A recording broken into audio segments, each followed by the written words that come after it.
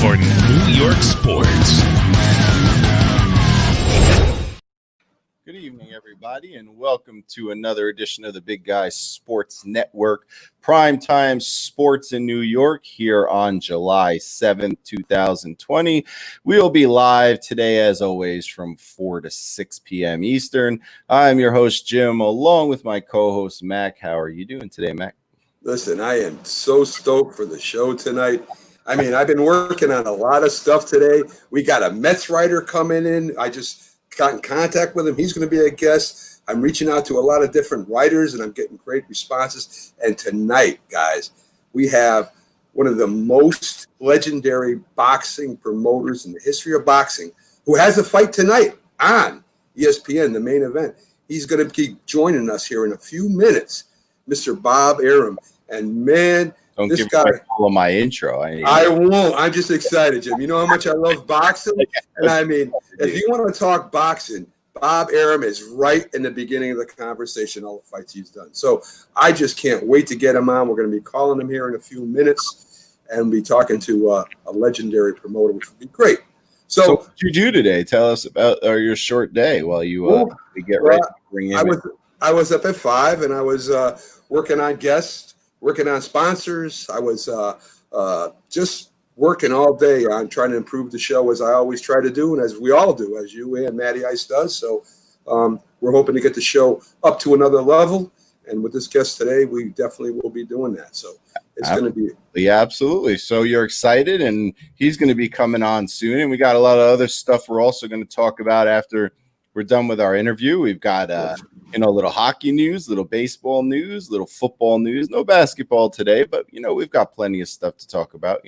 Oh yeah. We even got hopefully we got time at the end of the show. We're into a new partnership with a great cause. We got some things birthday today, a huge birthday for Giant fans, and we got something else in history that if we have time left over, we'll be able to talk about that too. But fit it in, so if we can, we won't run out of stuff to talk about. Yes, I mean, we got plenty of stuff to talk about today, and of course, our great wits that we have. We'll have a little fun with stuff. I have no humor today. No, just kidding. Maybe I have a little humor today. I don't know. We'll see what's going on. So, yes. Matty Ice is listening in. He's listening in somewhere. I know that. Yeah. Where he is, got his ear to the floor here, trying to see, because he told me. I said, I thought about today, saying, if you want to come on in my place, so because he was, he was feeling it. So yeah. So I guess like Mac had said, our first guest today, very special guest. If you follow boxing at all, and you haven't, crawled under a rock somewhere, it's almost impossible to not know who Bob Arum is. He is the founder and CEO of Top Rank Boxing, which is the biggest boxing promotion in the world. He is promoted some of the biggest fights ever: Hagler-Duran, Hagler-Hearns, Holyfield-Foreman. The list goes on and on. I could sit here and read you the list, and that would take me a half hour at least. Right. I can't name them all. Just trust me. A lot of big ones, De La Hoya, all the greats. So, he's going to come on, give us a few minutes, took some time out of his day, which is a big deal because he has a fight tonight. There is a boxing fight tonight, which is on ESPN, is it not? Yes, it is the main event. So, I mean, hopefully he'll be able to tell us about that and tell us what he expects tonight. Absolutely. So I'm going to give him a ring. I'm going to call him up, and hopefully he picks up and we get the show going. And, we'll get right into it and see what he has to say. That is great, Jim. So, absolutely. Yeah, I mean, you mentioned Verizon Wireless. The number you dialed has been changed, disconnected, or is no longer in service. If you have reached this recording in error, please. Oh, it seems like I got an error. So let's go over that number again. Okay, let me get it to you. That number, because I just this is radio at its finest right now. Oh, give me the number. Yeah, I will. Here we go. I texted him. So go through the text. Yes, it did. So it's 712 371 5111. That's what I dialed. Well, give it a shot again. Welcome to Verizon Wireless. The number you dialed has been changed, disconnected, or is no. All I don't know. Check the text message instead of reading the number through somewhere else. Okay, I will. I'll check it right now. Verify what you're texting. Right. This is live radio. This is why this stuff happens. I mean, Yes, it does. So, but okay, here's the message. I messaged him again at 7017002. slow down. Start again. 702. 702. Yeah, 702 1 37. Right. 5111. See, you gave me There the you go. There you go. and then it hung up on me. What in the world?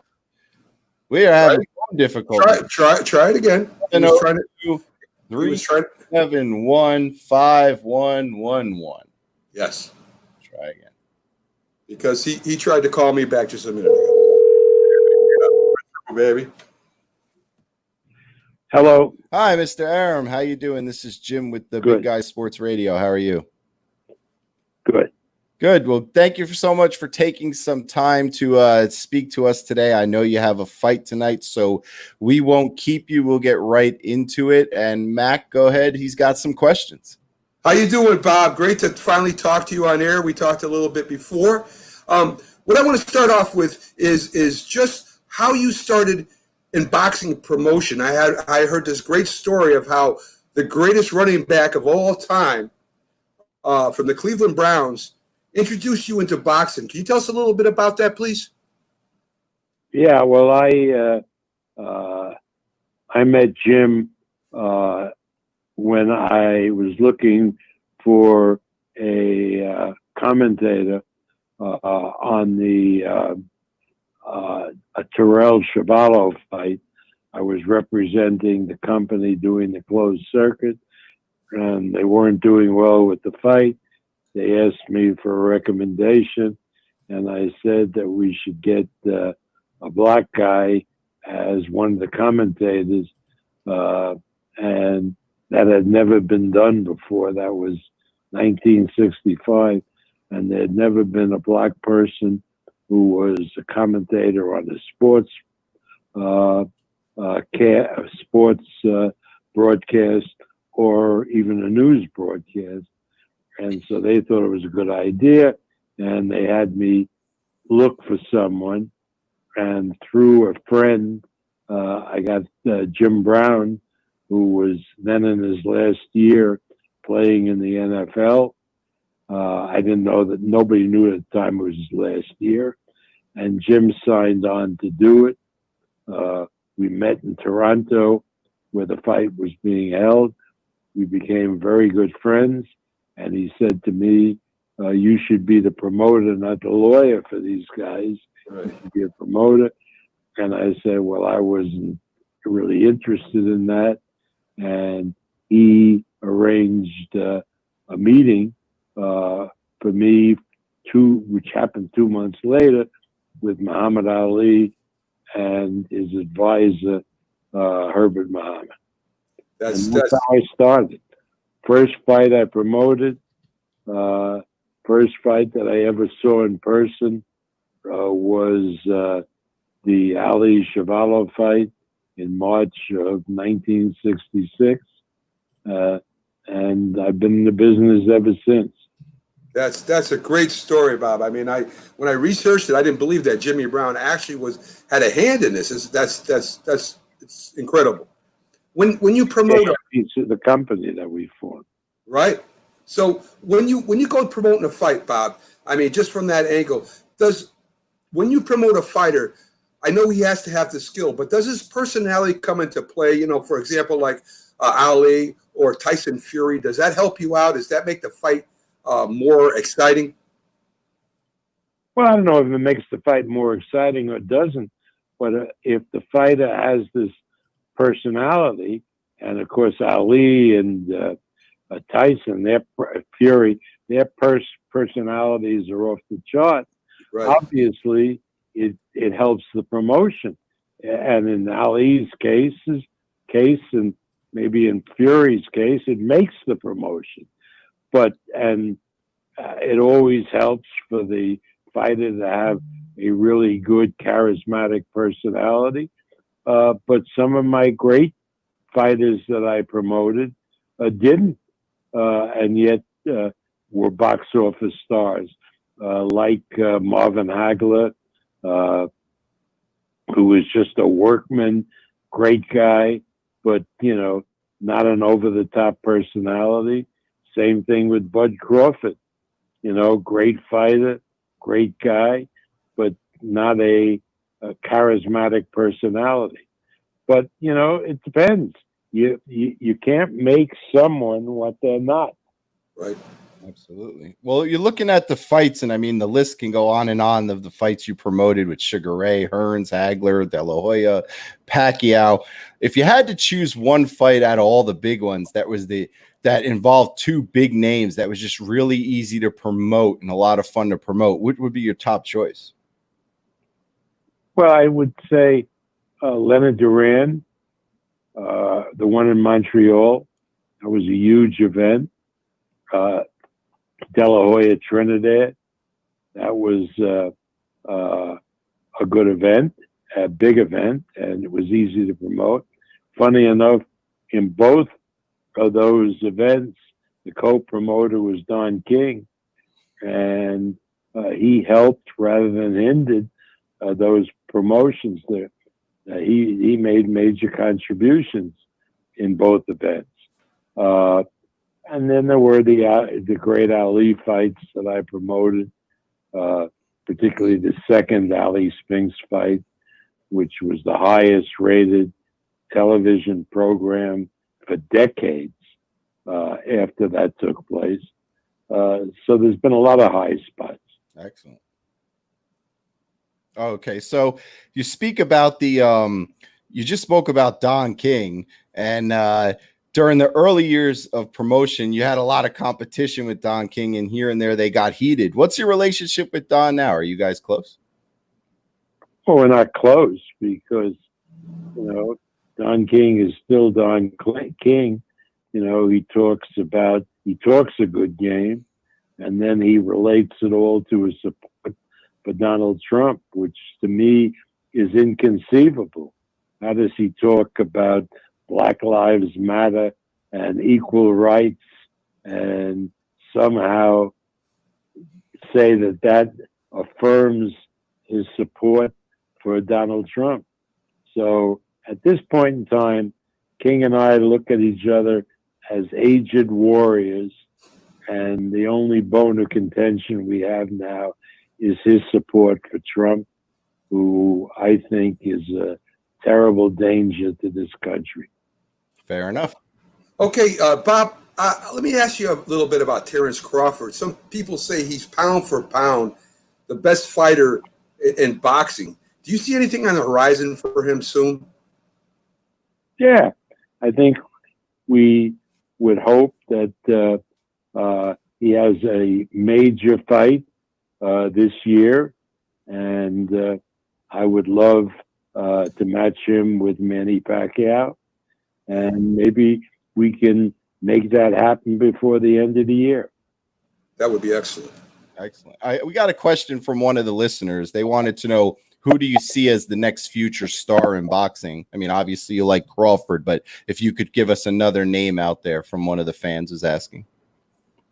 Well, I think Shakur Stevenson could be the coming star. Terrific fighter, great personality.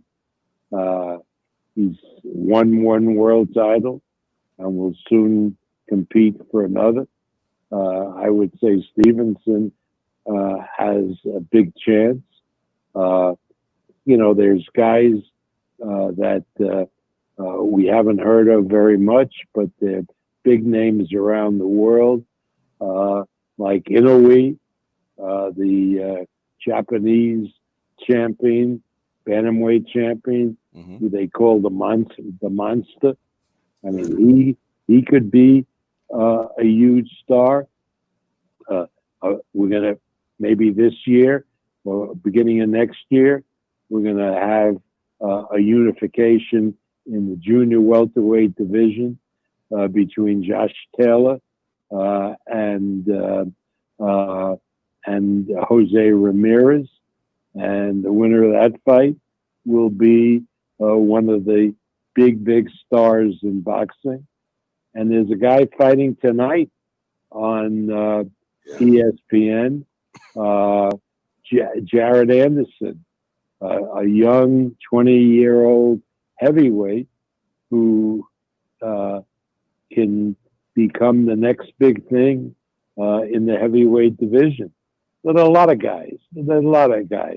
I mean, Oscar De La Hoya has this kid, Ryan Garcia, who people talk about as a future star.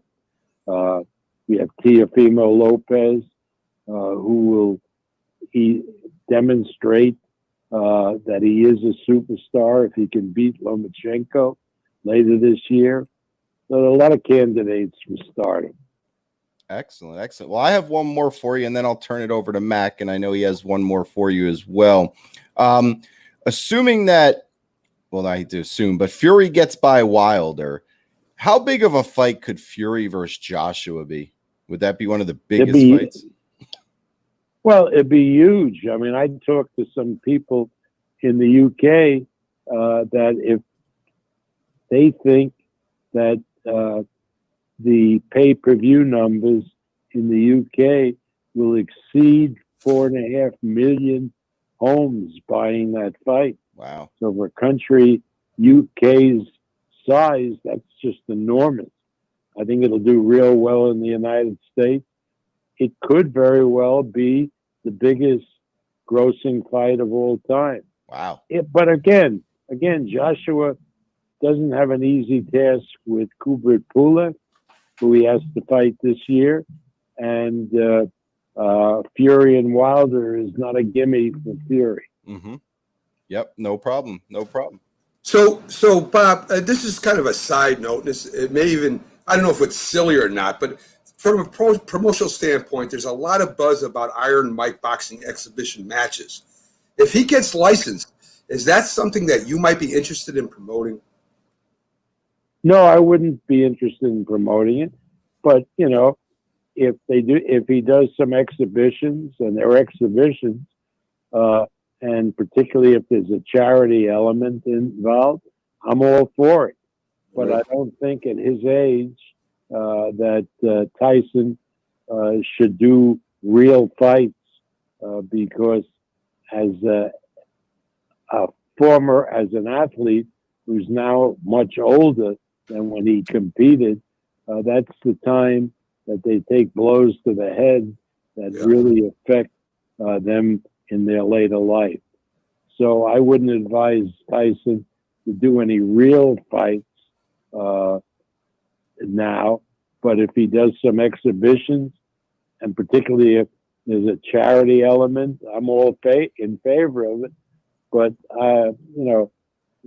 I don't think I can add very much to that promotion. Okay. One more for you, Bob. You have the main event tonight, of course, on ESPN. Can you just tell us a little bit about your lineup tonight, please? Well, we have, some really good fights. The kid who's fighting in the main event fought Jose Ramirez, the junior welterweight champion, and lost the majority decision. My guys are really high on him. They think he's a terrific fighter. He's matched very well. Andy Vences is in a very, very good fight. And that should be a terrific co-main event. And people will get to see, again, my young heavyweight, Jared Anderson, who I think is spectacular. And if you talk to Tyson Fury about him, Fury just raves about him all the time because it was Anderson sparring with Fury every day when Fury was prepping for the last fight with Wilder in February, which Tyson said really contributed greatly to his being in shape and prepared to do what he did to Wilder. So people should be interested in Jarrett Anderson, and they'll see him fight tonight. Excellent. That's great stuff. And we're definitely looking forward to that. And I want to say thank you so much for coming on.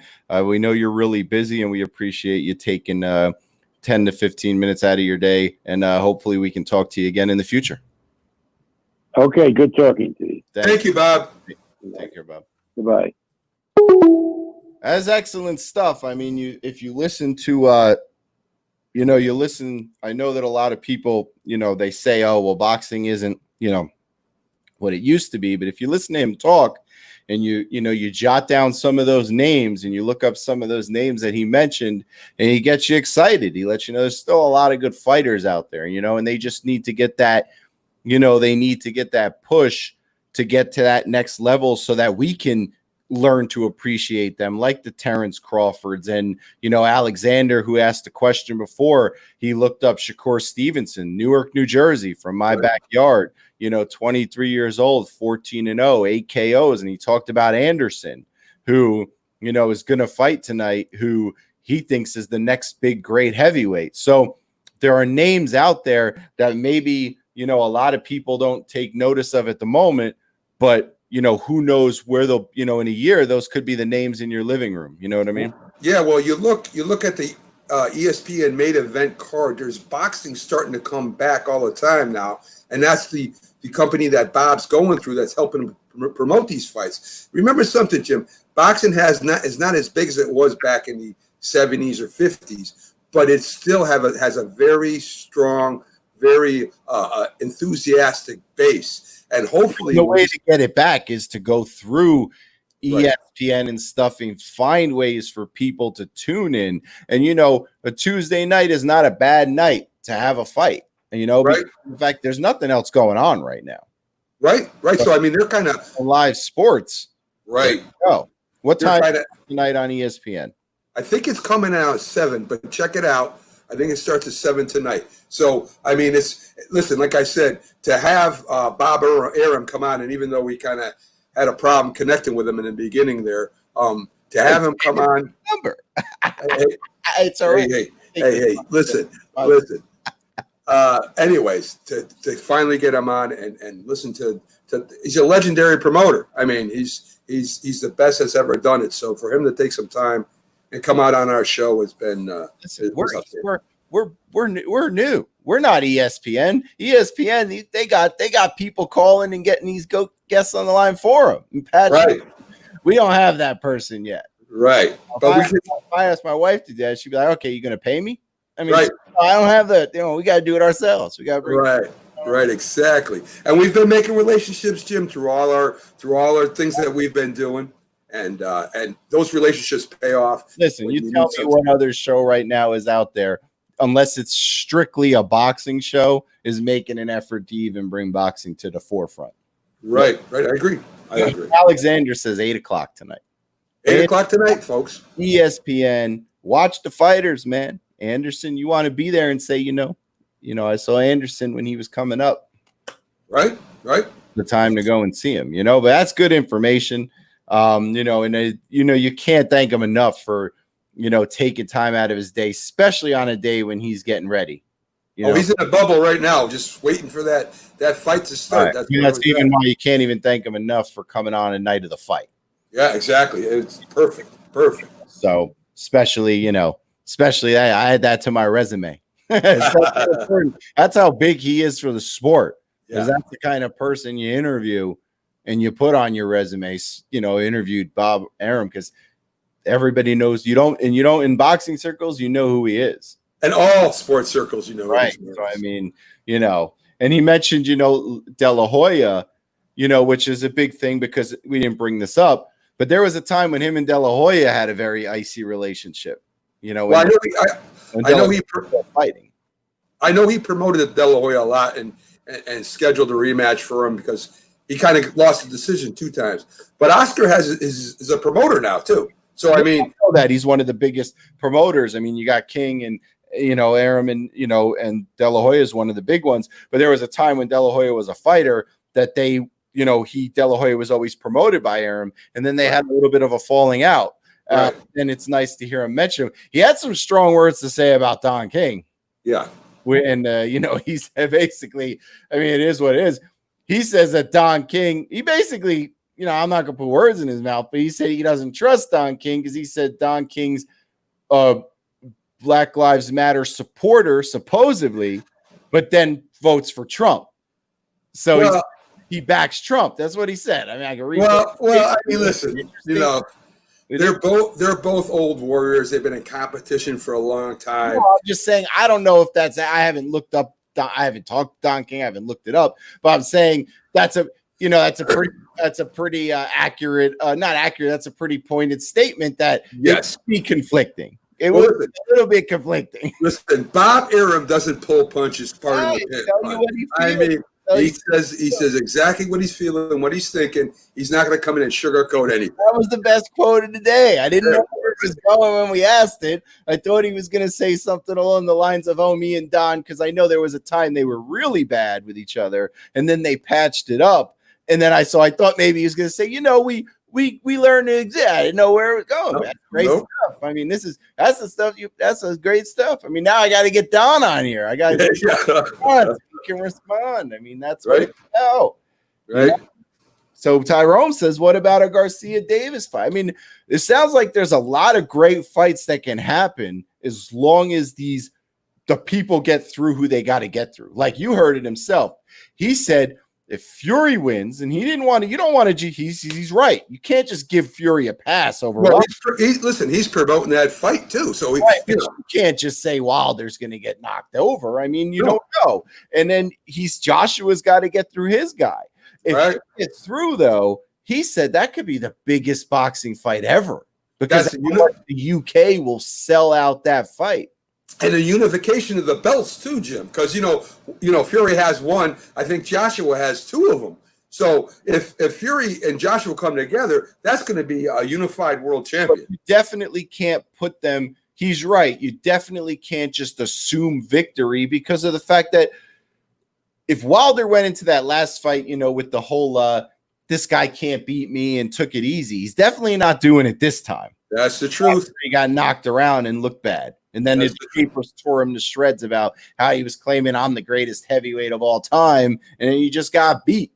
And not beat, he beat handily. Tyson Fury was definitely ready for that fight. The first one, it was a draw. Some people thought Wilder won because he knocked him down and stuff. But I'll tell you, Fury is one big, great boxer. He's very unawkward to fight. Faster than you would think looking at him because he's got that little belly, and I'm not taking away from his muscle because even though he might not flex and look like Tyson did in his prime, but make no mistake about it, when he punches, it hurts. Well, not only that, Jim. Not only that, he can hit you moving away from him when he's backing up. He can hit you coming in. He throws punches from different angles. It's very hard to defend. Faster than he looks. And when we even had our boxer, Iceman Scully on, we had Jack Hirsch on, they even said that he is so unawkward how he throws punches, it's almost impossible to defend yourself. So that's the unique thing about Fury. I did rewatch the fight a little bit last night in clips just to kind of prepare for what was coming today. And I was looking at him, and he does kind of just wail a lot. Yeah. So it is a hard thing to defend because he's not like, well, I know he's just going to jab, and go to the body. He's all like, he's moving and he's throwing punches and it's all from different angles. 100 pounds and he's man. So it's like a truck coming at you where it kind of like skids and the trailer's coming towards you and you got nowhere to move. And you're not sure what to defend against. Yeah. But that is great stuff. I mean, Matt continues to just bring in the guests. For a service, for a fee, he might share how. I don't know. Money talks. I don't know. Money talks. So, no. It is what it is. If you had, we're going to move on to the next thing. But as always, if you have a question or a point that has to deal with what we just talked about with Bob, normally I would have tried to bring some callers in while he was here, but I know he was pressed for time and he's got the ESPN thing going on. Our phone lines are open always, 732-716-2606. We're going to move on from boxing for a little bit and move on to the baseball. Now, I'm not going to go over the entire Met-Yankee schedule because we can do that on our baseball show Saturday when we have more time to just focus on baseball. But one of the highlights is they did release the opening night schedule, and there's a lot of intriguing games if you're a baseball fan for opening night. And we could sit here and talk about, will they play, won't they play? Well, listen, as long as they're still scheduled to play, we're talking like they're playing. Yeah, I mean, they gave us a schedule to look at, right? I mean, there it is. So let me throw some. There's just some intriguing game. Now we'll get more into this in the beginning on Saturday because I do want to talk about how the Mets have a murderous July. Like the Mets don't play the crap teams until August. Right. And, you could say, well, that's good. They'll get them down the stretch. Not if they go 10-20 in August, then it's not going to matter how many times they play the Orioles and the Marlins in September. I mean, the Mets have I messed up the months there. The Mets have a brutal August, as brutal as it comes. They got all the hard teams in August. But let me look. You got 2 games on the first day. July 23rd is opening day. The Yankees are going to the Nationals. This is a big matchup. The champs, Cole Scherzer, doesn't get more bigger than that. 7:00 under the lights. And then, we're all going to stay up. Well, maybe not you because you got to go to, we get to work from home.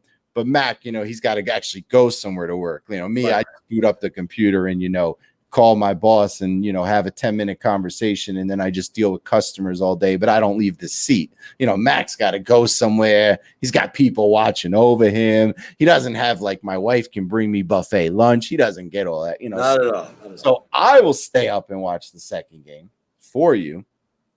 And the second game, well, the 23rd is a Thursday. Yes, so you'll be working. Second one's a good one too. I mean, I know the Dodgers are a favorite to win the title. They're the number one favorite. They have the best odds. And the Giants are like one of the worst teams in baseball. But still, when the rivalry Giants and Dodgers get together, people fight in the parking lot. Well, there ain't nobody in the parking lot this year. But you know my point. That's a big matchup. For them, that's Yankees Mets. Right, exactly. Or Yankees Red Sox, same league. It's a big rivalry. So it's like Mets Atlanta Braves. That's a big rivalry game, and of course it's going to be the first game of the season. I'm excited because at least we got a schedule. We got something to look at and say these are the games. Time we get information to sink our teeth into, right? Oh my God, right? So it's like the regular season is happening and. Forget the virus for right now. So I'm excited. I can talk about Jason Kidd getting interviewed. I need some. Yeah. And then you look at the 24th, which is Friday, which is opening day for everyone, and the Mets got a little honor here because just like the Yankees are the first team to hit the air on the 23rd, the Mets are the first team to start on the 24th at 4:00. Home against the Braves. That's a big time matchup. That's what I'm saying. But I'm saying no other team goes on till 6. So the Mets are basically the center of attention for 2 hours, just like the Yankees are the center of attention. So New York is getting that push. And you know what that tells you? That tells you that that MLB feels not only positive about the Mets, they think good things. I mean, the Yankees, they think good things about the Mets too, because they're giving that right. That's basically prime real estate by yourself at 4:00. Well, you think? I mean, top 4 teams, maybe, Jim. You got the Yankees, you got the Astros, you got the Mets, you've got the Braves. I mean, those they're going to be top of their division. I mean, they're going to be fighting for the top. You get to see DeGrom right out the gate, and you got some other decent matchups here. I mean, if you look, this is on the first day because everyone the teams who played on the 23rd, I believe they're off on the 24th. It seems that way, yes. So you're looking at. You got the Brewers and the Cubs is a good one. Right. 2 strong teams, the Brewers and the Cubs. Who else we got? The Twins and the White Sox, because the White Sox are going to be really good this year. If you didn't see what the White Sox did in the offseason, you really weren't paying attention.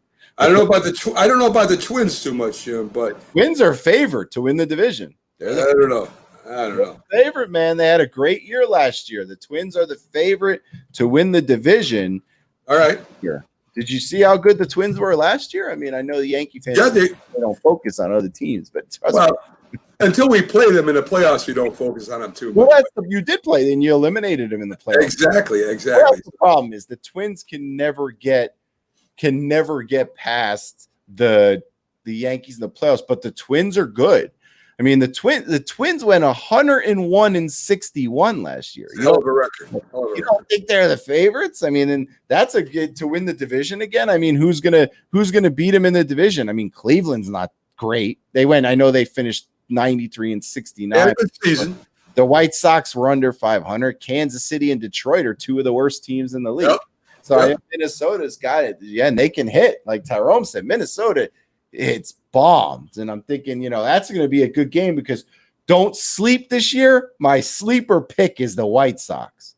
Yeah. Putting Grandal, Giolito's proven he's an ace.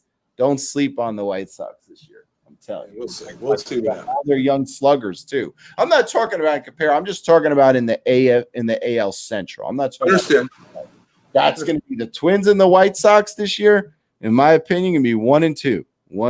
You can't count Cleveland out. Cleveland's a good, solid ball team, Jim. Well, it depends what happens with their starting rotation because last year their starting rotation really hurt them a lot, or they would have been a lot better. So, I mean, and I know it's hard to say when you're 25 or 6 games over 500, how can you be better? Well, they could have been better. I mean, so, you're talking about a team that went 93-69 and missed the playoffs. Yeah. So, let's not forget about that. But there's some good matchups. Where's Tampa on here? Let me see. The Rays are home against the Blue Jays. That's a good one, too, because I'm telling you, the Blue Jays are about a year from jumping off. They got all those kids, man. Guerrero, Biggio, Bichette.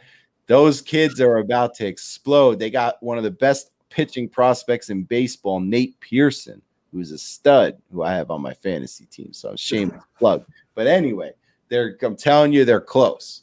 They're close to stomping off. So anyway, baseball is really exciting. And I want to get some information from you today because I hadn't had a chance because I have been so busy working on behind the scenes stuff that I haven't really been able to get out there and look at. I know you've been flooding me with Yankee stuff from the insider, from their press conferences and their conference calls. The Mets and the Yankees, can you tell me, are playing a couple practice games? When are they playing them and how many? Yeah, the Yankees got 3 exhibition games scheduled for mid-July. They're playing the Mets at Citi Field at 7:10. Then the Mets visit Yankee Stadium. That's on the 19th at 7:05. And then July 20th, the Phillies come in, and that'll be their 3 preseason. And that's it. And then they're off until the 23rd, right? That's all that the Yankees media, all she sent me. So those are the 3 games that we definitely know are scheduled, and there's 2 with the Mets and 1 with the Phillies. So it should be interesting to watch. I mean, they don't want to travel too far, Jim, so they're going to stay right. Of course. We better get a damn vaccine because I'm telling you, I need 162 games this year. As you can see, I get pumped up when I talk about baseball. You make me come in here and you make me sit and talk about the 22 Knicks coaching vacancies and the Nets and Kevin Durant, and I want to go to sleep on the air. And it's And when I talk baseball, I get pumped up, talk football, hockey, whatever, but I don't want to talk about any of the other nonsense. So can we please get a vaccine? I don't care if the vaccine involves lemon juice and pig blood. Can we please get a vaccine? Because I need 162 games next year. That's what There you go. I need to be here on every night talking about. But baseball looks good. That's good information. So I would assume that the Mets have those 2 games and 1 other game also. I'm not sure. I wish the Mets media would talk to me. I'm going to write him and tell him. Okay. Stan, you saw that he's a Yankee fan. They'll talk to me. Don't worry. I'll beg, borrow, and plead. I don't understand what's wrong with the Mets. I mean, I've been talking to him. I think I figured it out. Last night. Yeah. I was thinking about this last night, and I think I figured out. Since the Mets are trying to sell the team and they're hemorrhaging money, maybe the Wilpons fired the guy who handles media relations. Could be. Your emails are just going to a box. It's possible. Right? I mean, they can't answer you if he's not there.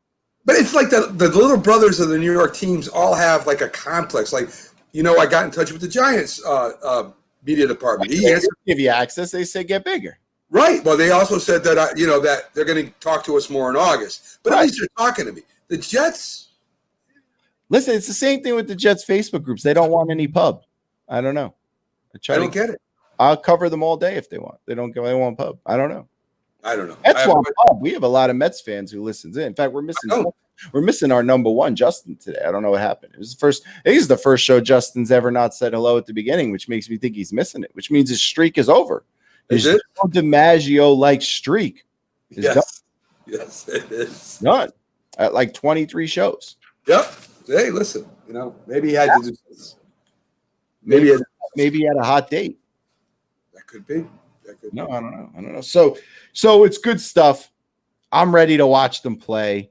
When I go on Facebook and someone says just shut it down, half of the time I defriend them. I don't even want to hear what you guys say. Right on by. Talking about being positive and getting something going in this country, then I'm you heard me 100 times. How many times do I come on here and say I don't like people going out and not being safe, but if they're gonna let people go out, then we might as well just tackle it head on. Yeah, let's face it. Said he had a streak. He woke up in the afternoon on Saturday. Well, it's 4th of July weekend. Tyrone probably let his hair out. He's like me, he kind of shaves his head down, I think. But, he probably went out and celebrated and had a good time. The neighbors were lighting off fireworks like they thought they were Macy's parade over here. So, fireworks. So hey, listen, there's no excuse for missing the show, Jim. There's none. None? You need to sleep. No, that's not an excuse. I mean, you could bring your computer and your stuff right in the bed with you, and you could just lay there. On the phone, Facebook phone. You could watch it on the phone, right? I mean, see, you even gave me another. He would have got up. Maybe. So the Yankees, Mets. We'll get more into the schedule, but big news yesterday. So I went all over Facebook. I exploded it. So Steve Cohen, as I've been telling everyone, see, the more and more Met fans start to listen to me, the better off they're going to be, because I know what I'm talking about. And I've been telling you, and you can't deny it, I have been telling you and Matty Ice for months that Steve Cohen will come back and swoop in and take the team. Have I not been telling you that forever? You've been predicting that, yes. Right? Because he's got $13 billion and nobody else does. Okay, so I told you he was sitting in the weeds. I have sources. I talked to some of my sources who are closer to the Mets, who have actually heard from media relations before they got fired. So they're in the loop, and they said he's been laying in the weeds because he knew at the end of the day he would know exactly when teams were going to make bids. Right. Oh, they're all making bids, and his insiders have told him nobody's going to be at $2 billion. They're going to be 1.8, 1.9. He's still willing to according to what I've been told, he's still willing to let the Wilpons keep SNY. He's just not going to do the 5-year thing. But the Wilpons are no longer asking for the 5-year thing. They're not asking for that. They're willing to just let the team go because they make more money, believe it or not, just like the Yankees make a ton of money off Yes. The Mets make more money off SNY than they do the Mets. Right. So if you let the Wilpons keep SNY, not only do they make cheddar, nobody hates them anymore because they're making money and they're not running the team. So the Cohen is going to be putting in a bid. The first round of bids are due by the 9th. I guess there's multiple rounds. I guess you bid and then, which makes sense. I mean, everybody bids and then, they allow people to, counter bid, maybe. Yeah. You know what I mean? You don't get a lot of time to do it, and you only got as much money as you got. So, if I'm Cohen, this is the guy. Listen, we'll take anyone.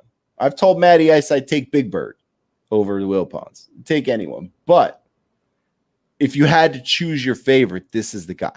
$13 billion, more money than anyone else bidding. In fact, he could buy the Mets 4 times, 5 times over. Everybody else trying to buy him could only do it once. Yeah, and they're just struggling to get there, He's got the most money. He's 64. He's a Met fan, right? He already owns 8% of the team. Cohen already has 8% of the team. He is worth $13 billion. The Wilpons believe that the Mets are worth $2 billion if they don't sell SNY.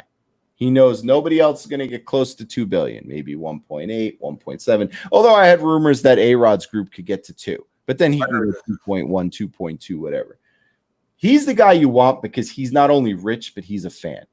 And he not only, and I don't mean this in a negative way, but he has a disdain for the Yankees. And you need to have that because when you come to the city, whether you want to admit it or not, or whether you want to be about it or not, you want to be in control of the pages. And how do you get in control of the New York pages? By winning.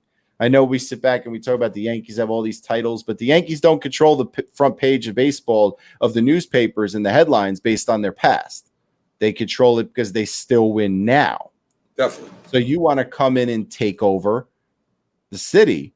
This is the guy you want because this is the guy who will say, okay, next year when the Mets payroll before anybody gets signed, when the free agents leave, drops to 130 million, I'll add 100 million. I'll be there with the Dodgers at 230. I'll outspend the Yankees because the Yankees are not at Dodger money. The Yankees are below the Dodgers in money. Yeah. He'll say, I'll go spend it. He'll the kind of guy who will go out and say, Mookie Betts is coming on the free agent market. I'll give him $340 million. That's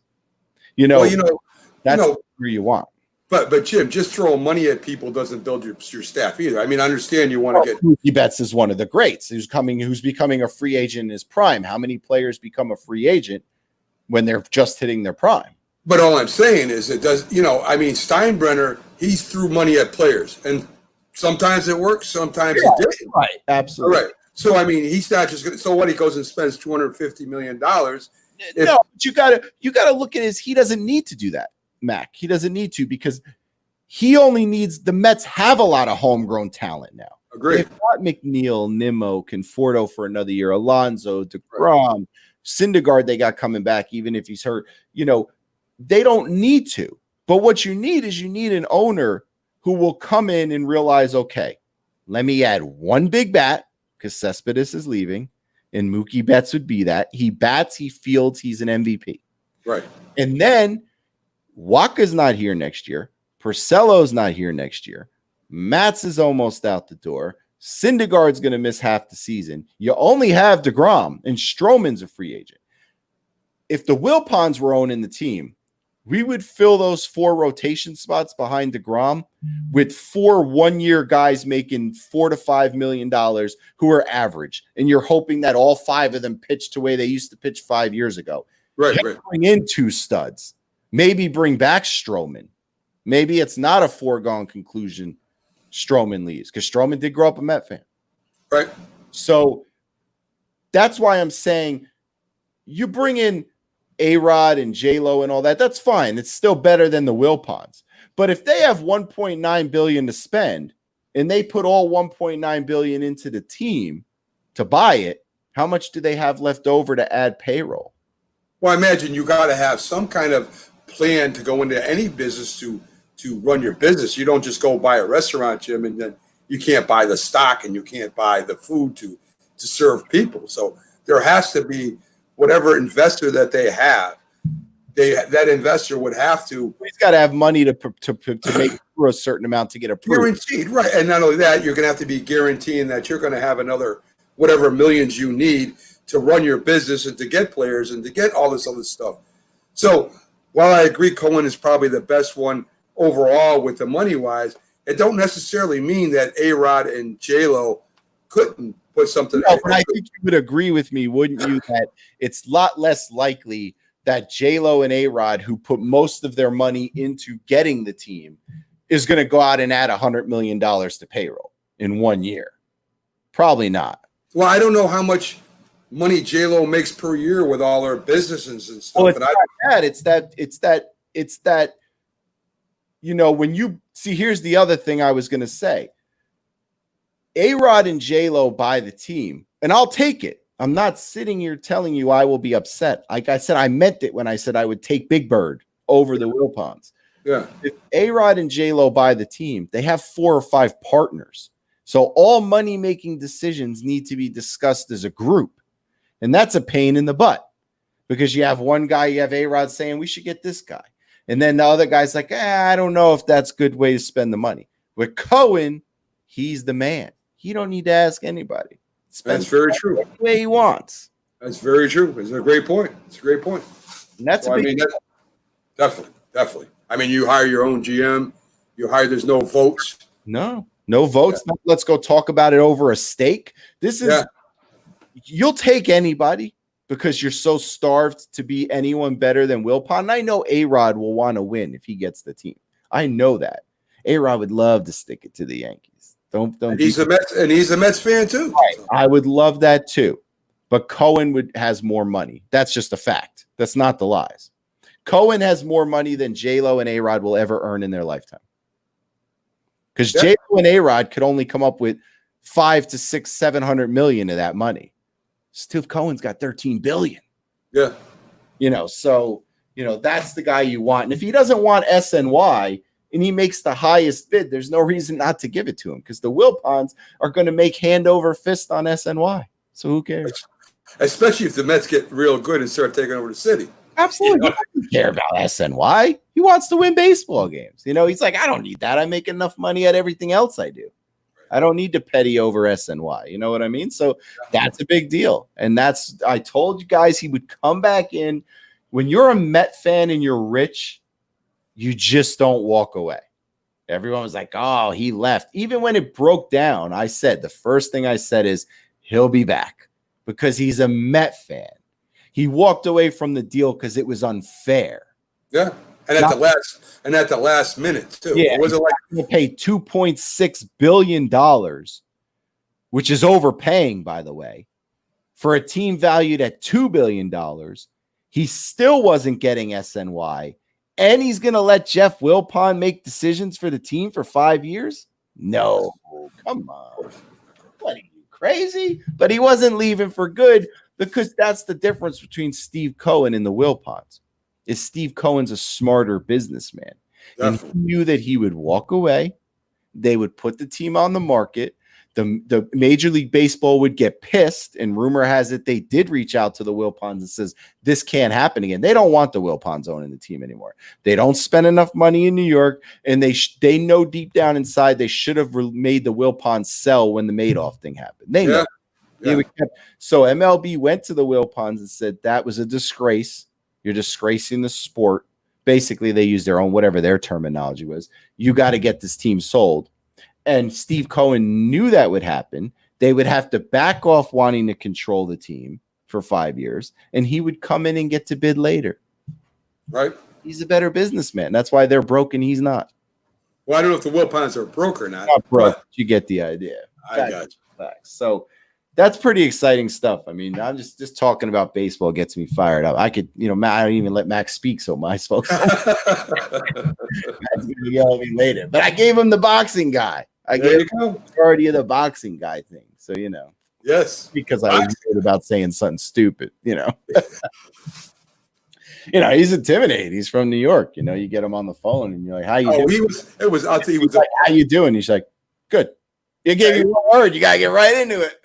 Hey, he was very pleasant, very good, and he answered the questions great. And he threw a lot of names down that when I'm cutting the segment later, for our YouTube and Facebook and all that other stuff, I'm gonna definitely write them down and check out the few. Some of them he mentioned I heard of, some I haven't. I really want to take a look at Terrence Crawford. Especially if Terrence Crawford came recommended through Jack Hirsch. Yeah. I mean, you're talking about two experts, huh? Oh, yeah. So, they're just rolling in at this point. So let me see what we got on there. Let me see what the fans are saying. So let's see. Alexander's really hoping for MLS to play tomorrow. He said a lot of teams, they're struggling. They keep canceling games because of the virus. But got to get them out there, man. They're in open air. A lot of come on. I got to get them out there. I got to get pumped up so I'm ready to buy the next FIFA game for the PlayStation. Right. I play all the sports games, man. Trust me. We're gonna have so many sports leagues at the Big Guys Sports Network. We're gonna need a video game segment. Yes. And Max cannot be able to talk during the video game segment.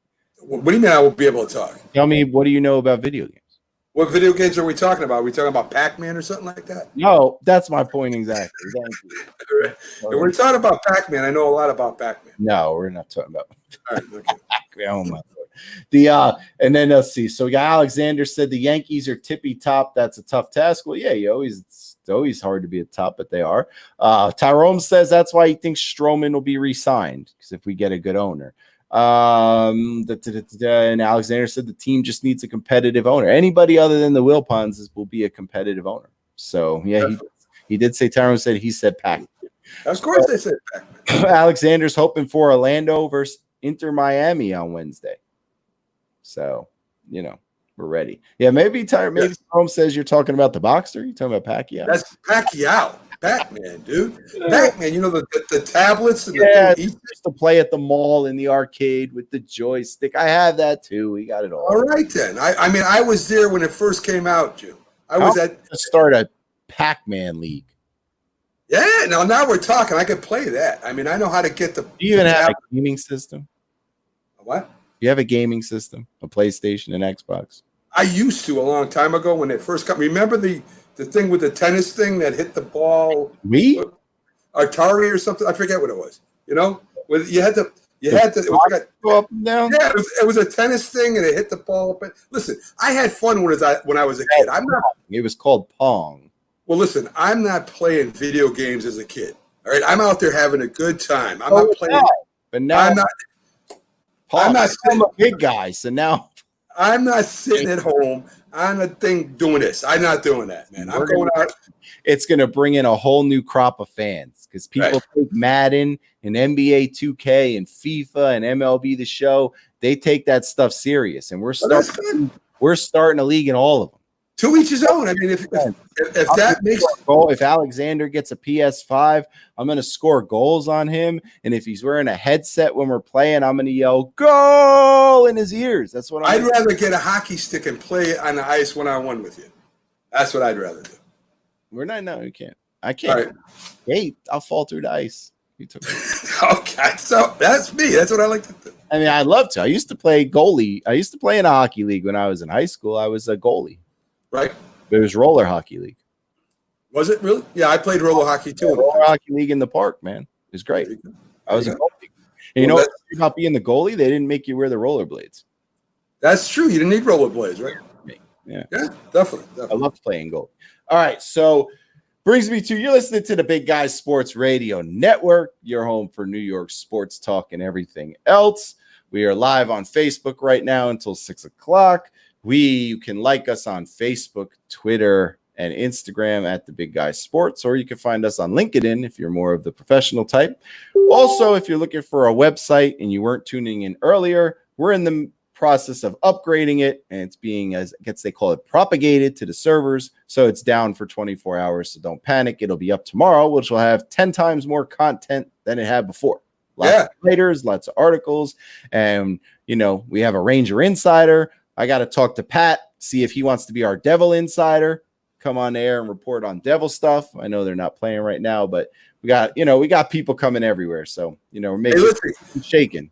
Listen, I just to let you know, I've joined the technology group of people now. I have my own Twitter now. I saw that. Your wife, either you or your wife posted that earlier. I never knew. My wife helped me get in, so that's why it's her name. It's her account. How many followers do you have? Already, I got one follower. Follow that they follow you. Right. I already got a follower. It's a New York Nets reporter. New York Knicks reporter is following me right now. So all I do all day is I make tweets and I hassle up, the Cowboys and the Redskins and the Eagles. So it's like aggravating people. I love it. So you just kind of, you tweet at the Cowboys, hey, Jerry, what's going on with the name change? Hey, Redskins, way to let them push you around about your name. Eagles, you ain't going to do nothing this year. And, stuff like that. It's really my mother. It took me like 10 years to teach her how to use a cell phone. Right. So I'm just tweeting everybody right now. Okay. All right, so let's talk about football. Can we talk about football and then we'll get to hockey? Linda is his wife, yes. Did you wish to confirm that for Tyrone, even though I just confirmed it for you? Who's Linda? Oh, maybe not. Okay. Yeah, Linda is my wife. Okay, so who he posts under her name on Facebook. So you never really know if it's him or her. It's very see, she does all the work. I take all the credit. She's the one that helps me get the guests. She's the one that does all the research for me. And I come home and she says, here it is, and then I research it. So Excellent. Okay, so Alexander says they're going to be talking about NYCFC at 9 a.m. Thursday on ESPN. Excellent. Beautiful. Let me ask, so have you caught up on, all right, so Deshaun Watson is in hot water. Okay, so Deshaun Watson posted some stuff up that made him look like he hated Jewish people. Right. Some Hitler comments. Not very good. The Eagles are not happy. In fact, they're scheduled to hold a press conference tonight, and I know they're not happy, and they're thinking about cutting him. I've already talked to somebody over there. So, wide receiver, he's apologizing. He says that he didn't, after posting on social media on Monday an anti-Semitic message that he attributed to Hitler and his admiration for the Nation of Islam leader Louis Farrakhan. The Eagles responded by calling Jackson's post offensive, harmful, and absolutely appalling, and said the team would take appropriate action. As you know, the owners are Jewish, so team owner and general manager are both Jewish, so that's usually not a good thing. And then on the Instagram, he featured, he said that he attributed to Hitler that said white Jews will blackmail America. They will extort America. They plan for world domination. It won't work if the Negroes know who they are. He also shared 2 posts on Instagram on Monday expressing affirmation for Louis Farrakhan, who the Anti-Defamation League and Southern Poverty Law Center has identified as anti-Semitic. Then he deleted those posts. He came on and apologized and said that, that's not how he feels. I don't know why you posted it. Now, my first thought is this, because I don't want to be a hypocrite. So when Drew Brees made his ignorant statements, now they weren't racist, they were ignorant. I said that people overreacted and that Drew Brees just was ignorant, which he was. But I didn't say he should be cut, and I defended keeping him, and I still defend that to this day. So I'm not going to sit here and tell you that they should cut DeSean Jackson, because even though his comments were not ignorant, they were racist. If I said that, then I'd be a hypocrite, because then I don't like hypocrites. I think if I believe that one person could be forgiven for certain actions, then another person could be forgiven. So I don't mind if the Eagles forgive DeSean Jackson and keep him on the team. I mean, honestly, if I sat here right now and told you they should cut him, it would be for one reason only, so the Giants don't have to cover him. That's a good point. Nothing to do with his quotes. It'd be my own selfish reasons to make it easier for the Giants to play the Eagles. But if you look, Jim, if you look at DeSean Jackson anyway, he's last year he played 3 games. He got hurt. He's got an abdominal injury they had operated on. He's getting older in years right now. DeSean Jackson is no Drew Brees. I mean, you might be able to forgive Drew Brees for saying certain things, and maybe because he's one of the greatest quarterbacks of all time.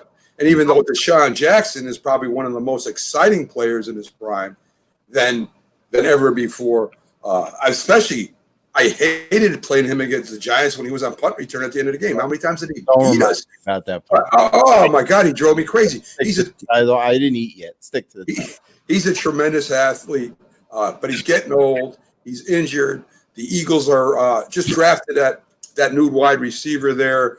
They do have problems with the receivers. I think is it Ashley Jeffries? I'm trying to remember his name. Sean Jeffries. That's kind of hurt. He's going to miss part of the season. What would you do though if you were the Eagles here? I'll tell you, it's a little tougher when the owners are Jewish. Not only that, I mean, when you're saying something about a person's religion or creed right now, it's a hot spot, man. So why he did that, I have no idea. But with him being hurt and not playing, he's in a bad position. Let me put it that way. Me personally, I sit down with him and see what the hell's wrong with you. Why are you going out there? Especially a team that's been good to him. I mean, they originally had him, then they brought him back. Well, he had a problem with Chip Kelly. I mean, that's what the problem was. It wasn't DeSean Jackson. Too, that he might have been hanging out with gang-related people. That was never what happened there, but I'm just saying. Was never proven. But a lot of people thought that added to it. Why? Well, it could be. I think it was because of Chip Kelly. I think he was absolutely. He was not a good head coach. So I'm not blaming him for that. I knew what was reported. Right, I know. And the Eagles should have never let him go, and he probably might have had a great career with him. But with that injuries he's been getting lately, what he said, as you said, the owners are Jewish. I mean, that's kind of, that's not right. Not no. Here's the thing, though. and this is why I kind of defended, first, I feel like it's a little bit different between Drew Brees and DeSean Jackson, because DeSean Jackson made racist comments, basically, and Drew Brees made ignorant comments. So it's two different things, both bad, but two different things. It's like, so when I say that I would forgive both of them, it's not like if someone murdered someone, I would say, oh, they get a second chance. You know what I mean? It's different. With Jackson, not smart. And I don't want to make excuses for the guy, but see, one of the issues we have right now is there's so much, and I blame the media also for this. There's so much race baiting going on right now that I can understand how I hate to say this, but I almost feel like for a minute, for a moment, he had a minute of ignorance where he probably saw something on Facebook or saw something on Instagram or saw something on Twitter of maybe it could have been a group of people being, dumb towards African Americans, and he got fired up. Oh, hear me out for a second. Hear me out. Go ahead. So he gets fired up. I'm not making excuses. I'm just telling you I can understand how this happened. He got fired up and decided to respond with hate. And before you say that that's not possible, coming from someone like me who's trying to, build a network, and I spend all my time on Facebook all day, if I could tell you the amount of times during a day that I will see an African-American person post something to incite white people, and the amount of time that I will see white people post something to make it look like African Americans are animals on Facebook a day, you would be shocked. The amount of emotions that I go up and down with every day, just scrolling through social media when I'm just looking to talk sports, it's enough to make you angry. I mean, if you think there haven't been times that me, myself, have wanted to get upset and respond to some of the stupid stuff and had to work myself back to not say anything because I don't like hateful people, no matter what color.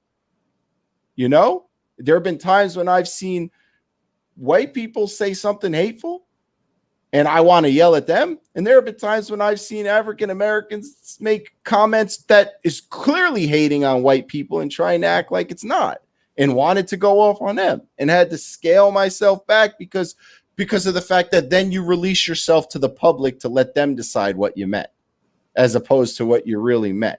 And social media is it's like a brush fire. You say something and it takes off. So I'm just saying, he has to apologize. It is what it is. Drew Brees apologized. You got to apologize. Bottom line. At the very least. It's quite possible that he read something that somebody said and went nuts, and you could sit there and say, well, that doesn't excuse it, and I'm not excusing it. I'm just telling you, based on my experience, how easy it is to set someone off these days. Well, I that's why I don't spend a lot of time on Facebook. Because to me, that's all. See, that's all make believe. You're not looking nobody in the eye. You're not looking at anybody in the face. You're making a comment out of a post. No, but there's a lot of racial. There's a lot of people. What I'm saying, Jim. What I'm saying is, it's not real to me. If me and you go out and we're gonna talk. We're going to talk face to face, eye to eye, and a lot of things that are said on Facebook would never be said to your face. Trust me, or they would never say to your face. Right. So. I mean, it's a security. It's like an anonymous tough guy syndrome. Exactly. It's like that little guy in a big truck that, all of a sudden he's big because he can run over your car. Listen, that's all to me is insane. All that stuff to me gets insane. That's why I stay off Facebook. I mean, Facebook Live on here with you because I love sports. I love talking to sports and talking to the people about sports. But as far as all that other stuff goes, listen, I've lived. I don't even want to get into where I live. Listen, I've been around this almost all my life, Jim. All right, living in the same area some other people live, all that stuff. And listen, I never had major problems with people. we talked. We got to know each other. I don't know you personally, Jim. I do a show with you. I'm getting to know you. I don't know Tyrone. I don't know Alexander. I don't know all these people. We get to know. That's what you interact. But really, I don't know them. So until I get to know somebody, I'm not going to listen to too much nonsense. All I'm saying, I know. All I was just trying to really say is that there's a lot of, I can understand where people sometimes, because I've seen other people do it on Facebook, fly off the handle because the fact that there is a lot of race baiting right now.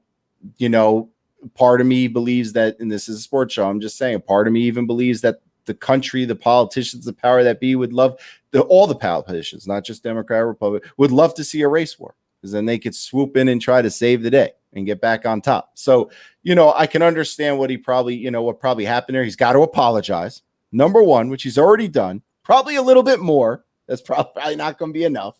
He's got to apologize. He's got to sit down with the owners and make it right. Got to sit down with the owners. And he'll probably, as Alexander said, he'll probably get a suspension, probably get a fine. Would I release him? No, I'm a second chance guy. So I let him stay. That's just me. I don't want to be a hypocrite. If I tell you keep Breeze, you got to keep Deshaun too. You know what I mean? That's just me. Sure. But your bottom line is you wouldn't release him. Not until I found out. I mean, I would have to have a serious talk with the man.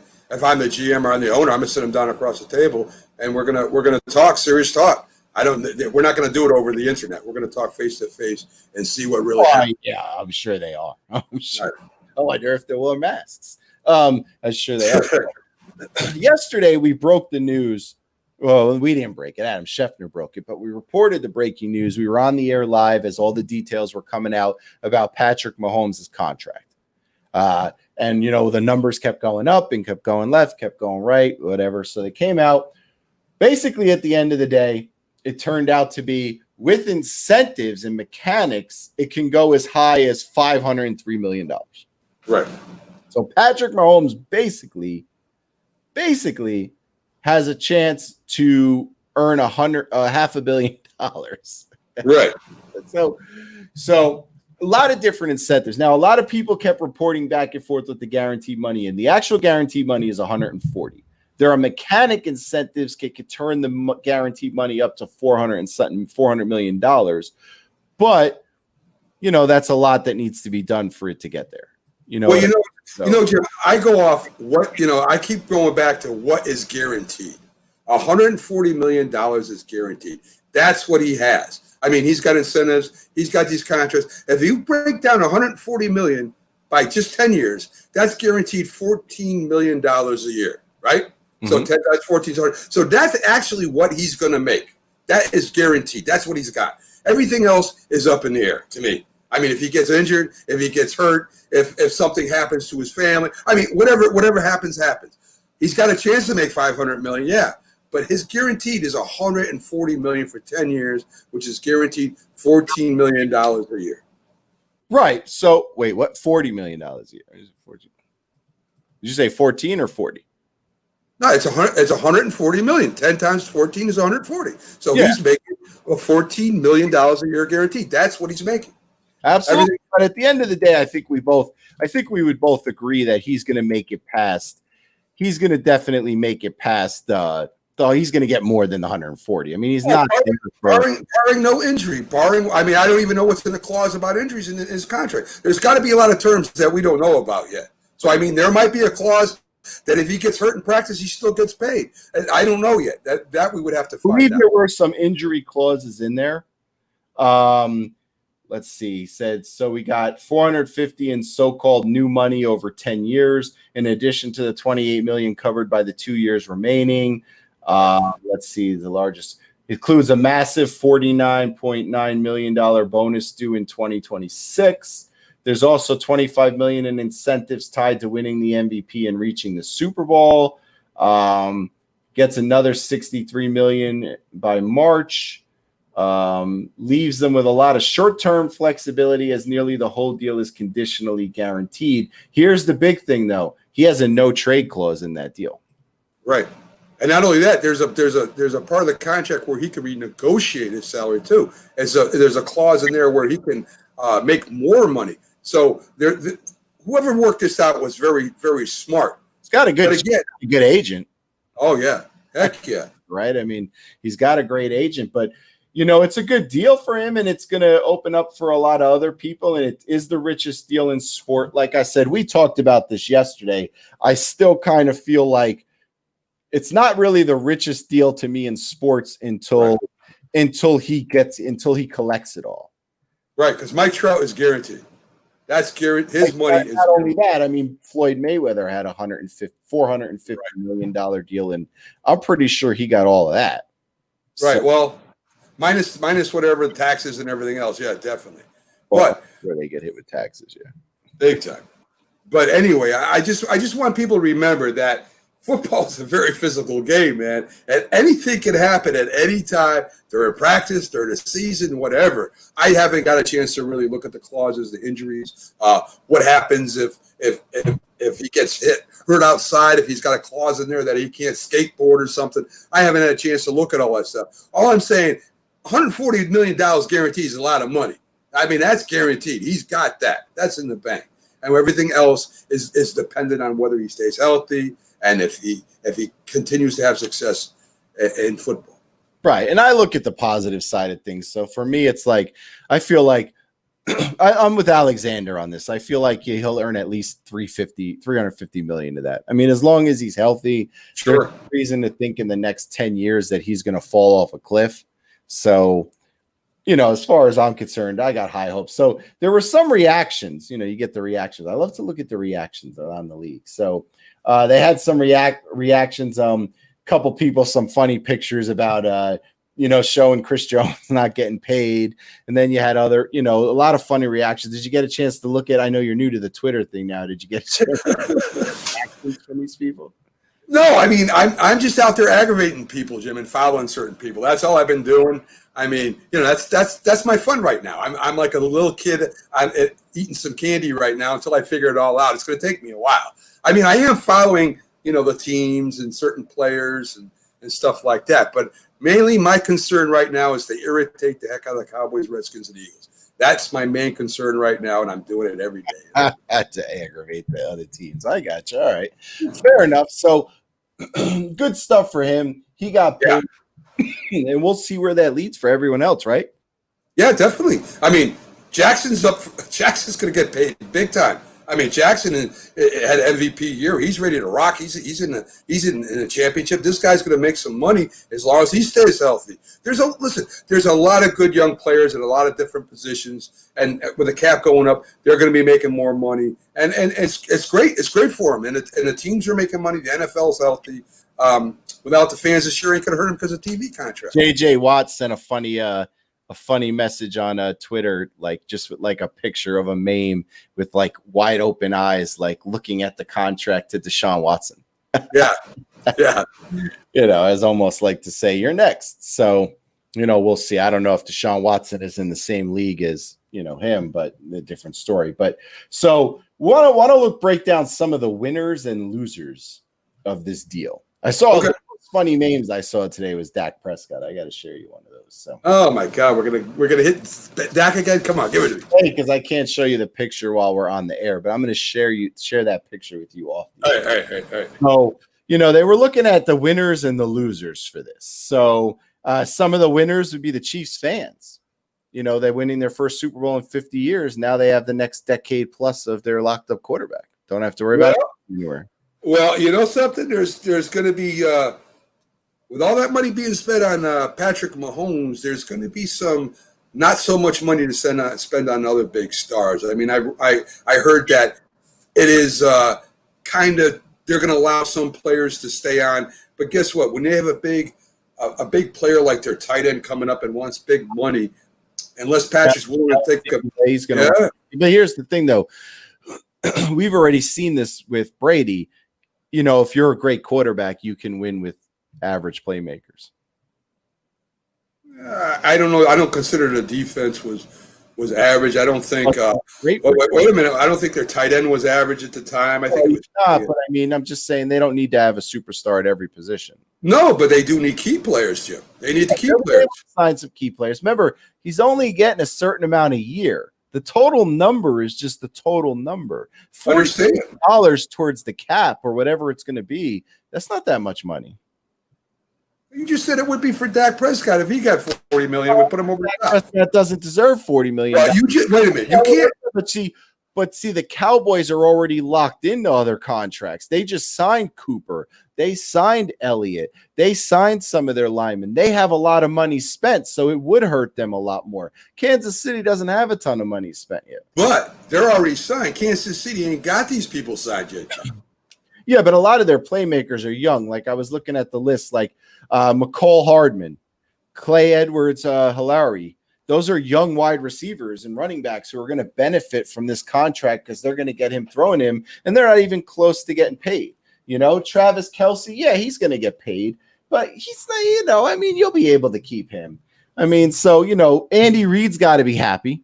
Oh, yeah, definitely. You know, Andy Reid's got to be one of those guys like, hey, you know, I don't have to worry about a quarterback forever.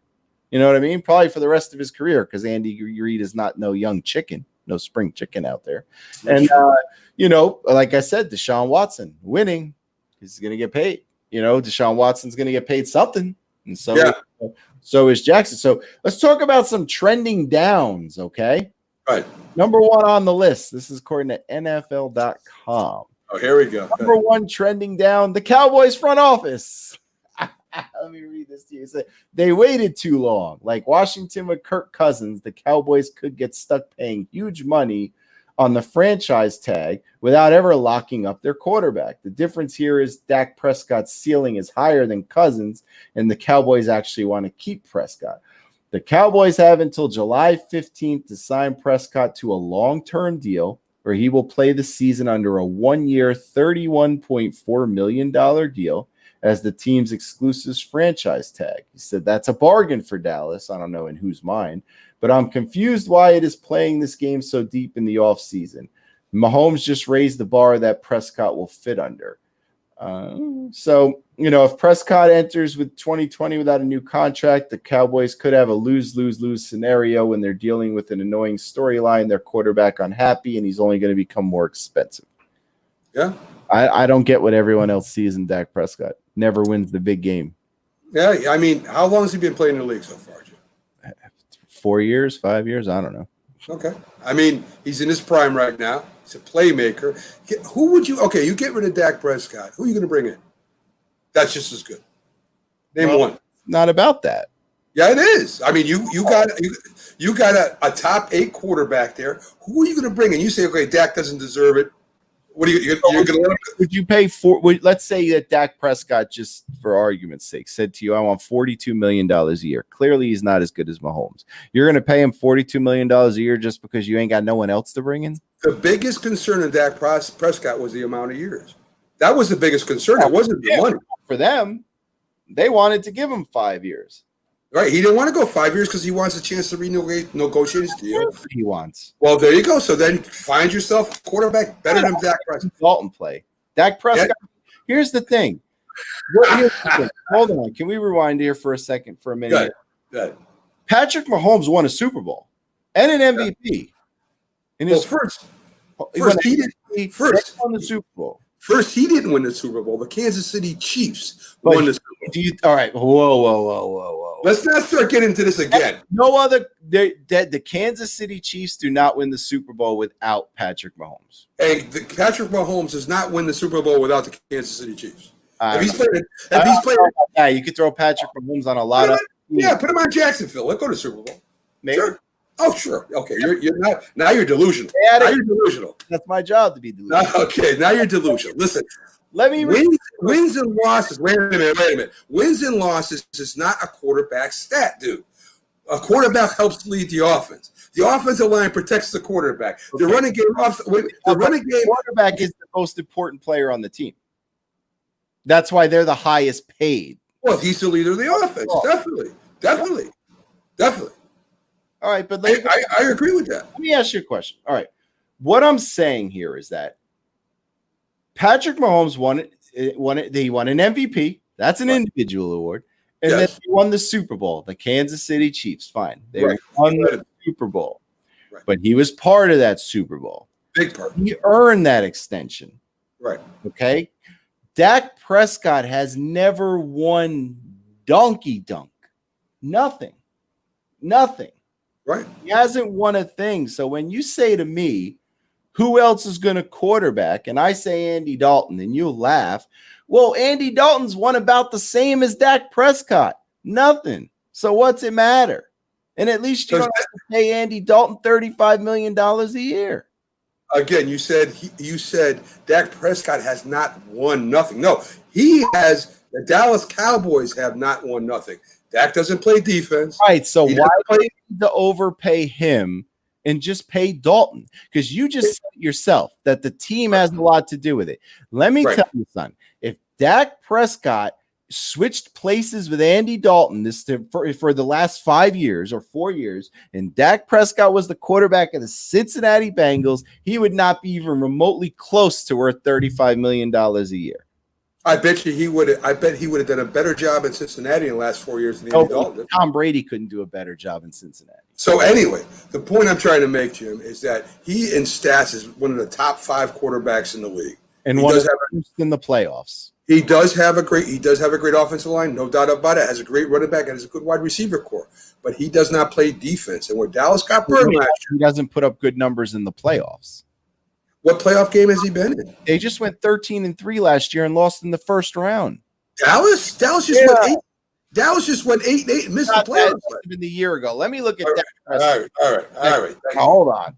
Dak Prescott's numbers here, because you got to be looking up numbers there in the show. He was 8-8. The Dallas was 8-8. Hold on a second. Calm your nerves. Dallas Cowboys records.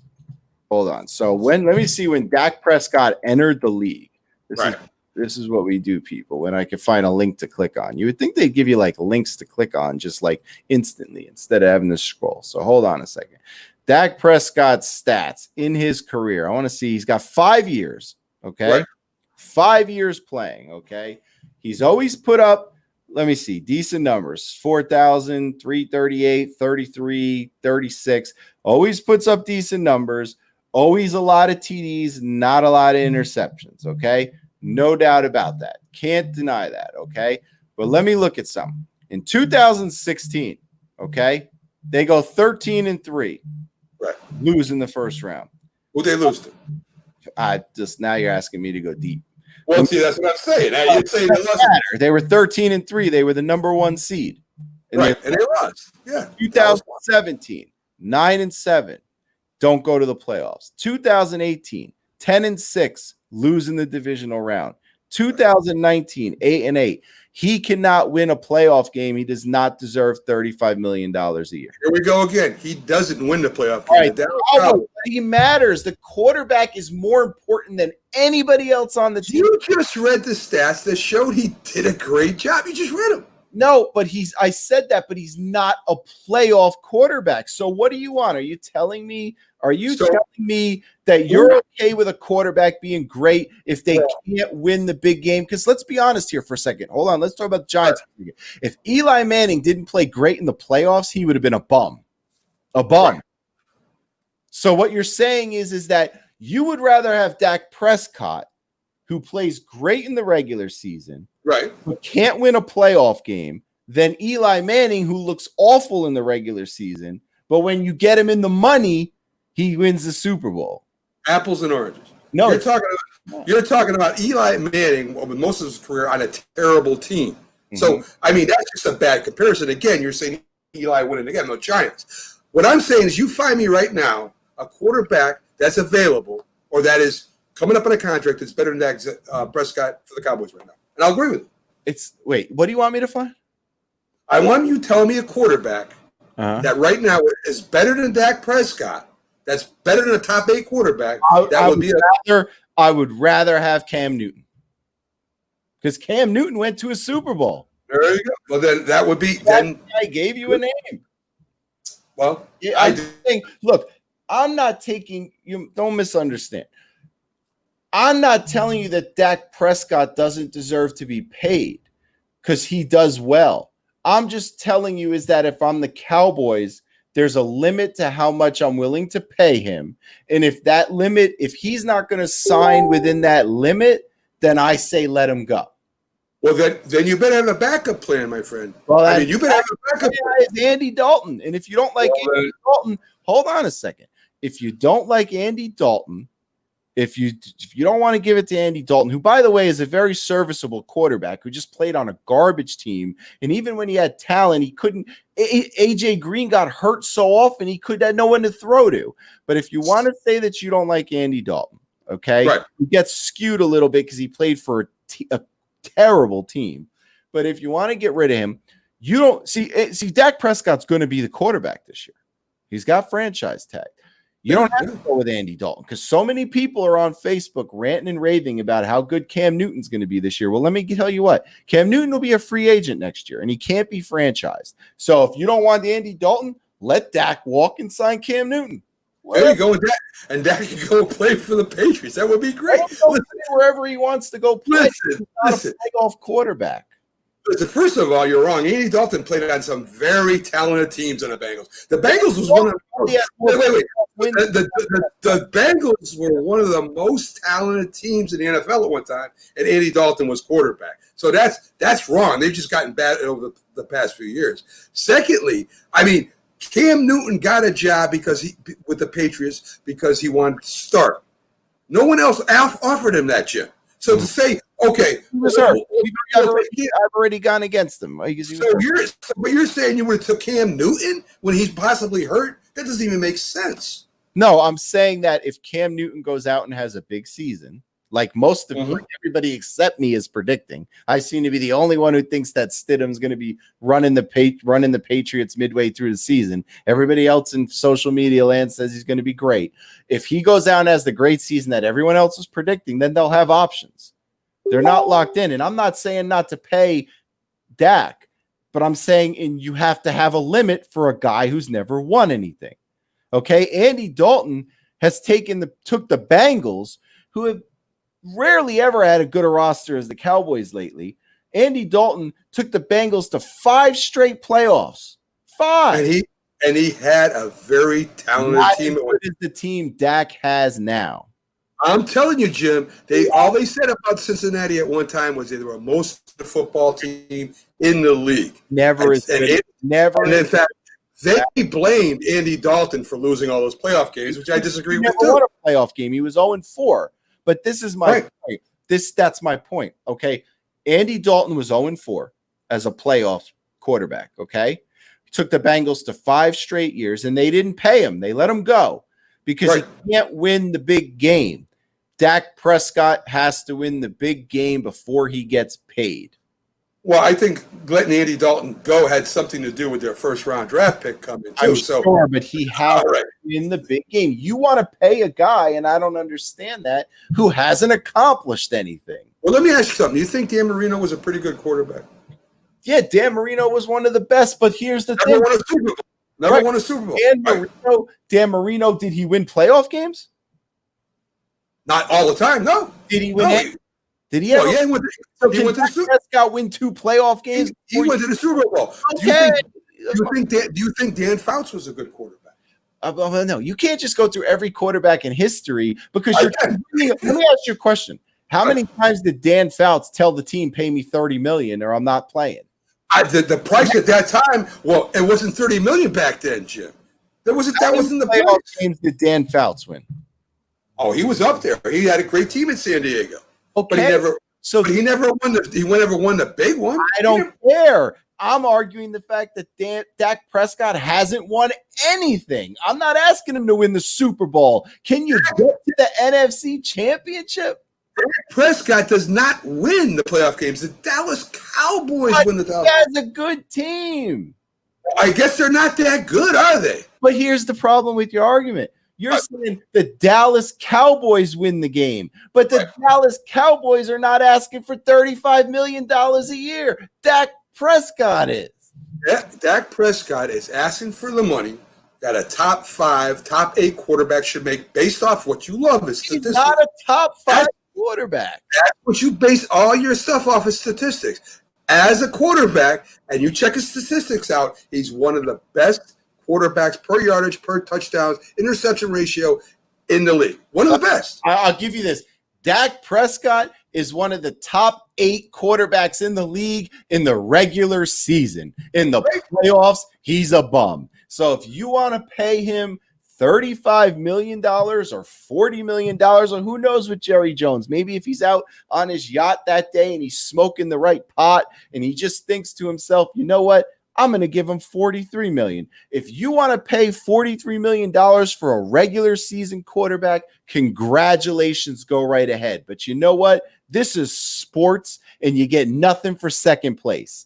And that's the end. That's all I know. Well, let me tell you something, big guy. Not everybody finishes first, my friend. That just don't happen. Daniel That's why will win more playoff games in his career than Dak Prescott will. Write it down. That's possible. That's possible. Dak Prescott is a regular season quarterback, and he doesn't. And I'm not saying, yeah, exactly, Alexander. You don't need another Tony Romo. Can't win the big game. And I'm not saying the same problem Tony Romo had. So here, there's a thing the Cowboys have in common. Tony Romo couldn't win a playoff game. Dak Prescott can't win a playoff game, and Andy Dalton can't win a playoff game. So congratulations. If you are in the league, quarterbacks, if you ever listen to this, NFL quarterbacks, if you can win in the regular season and not win a playoff game, Dallas has a home for you because all their quarterbacks don't win playoff games. There you go. They got the trifecta. Here's my thing.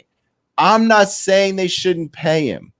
I'm saying, but in your mind, you should have on every player, quarterback, wide receiver, linebacker, you got to have, if you're as an owner, you should have a value in your mind of what you feel someone's worth. Agree.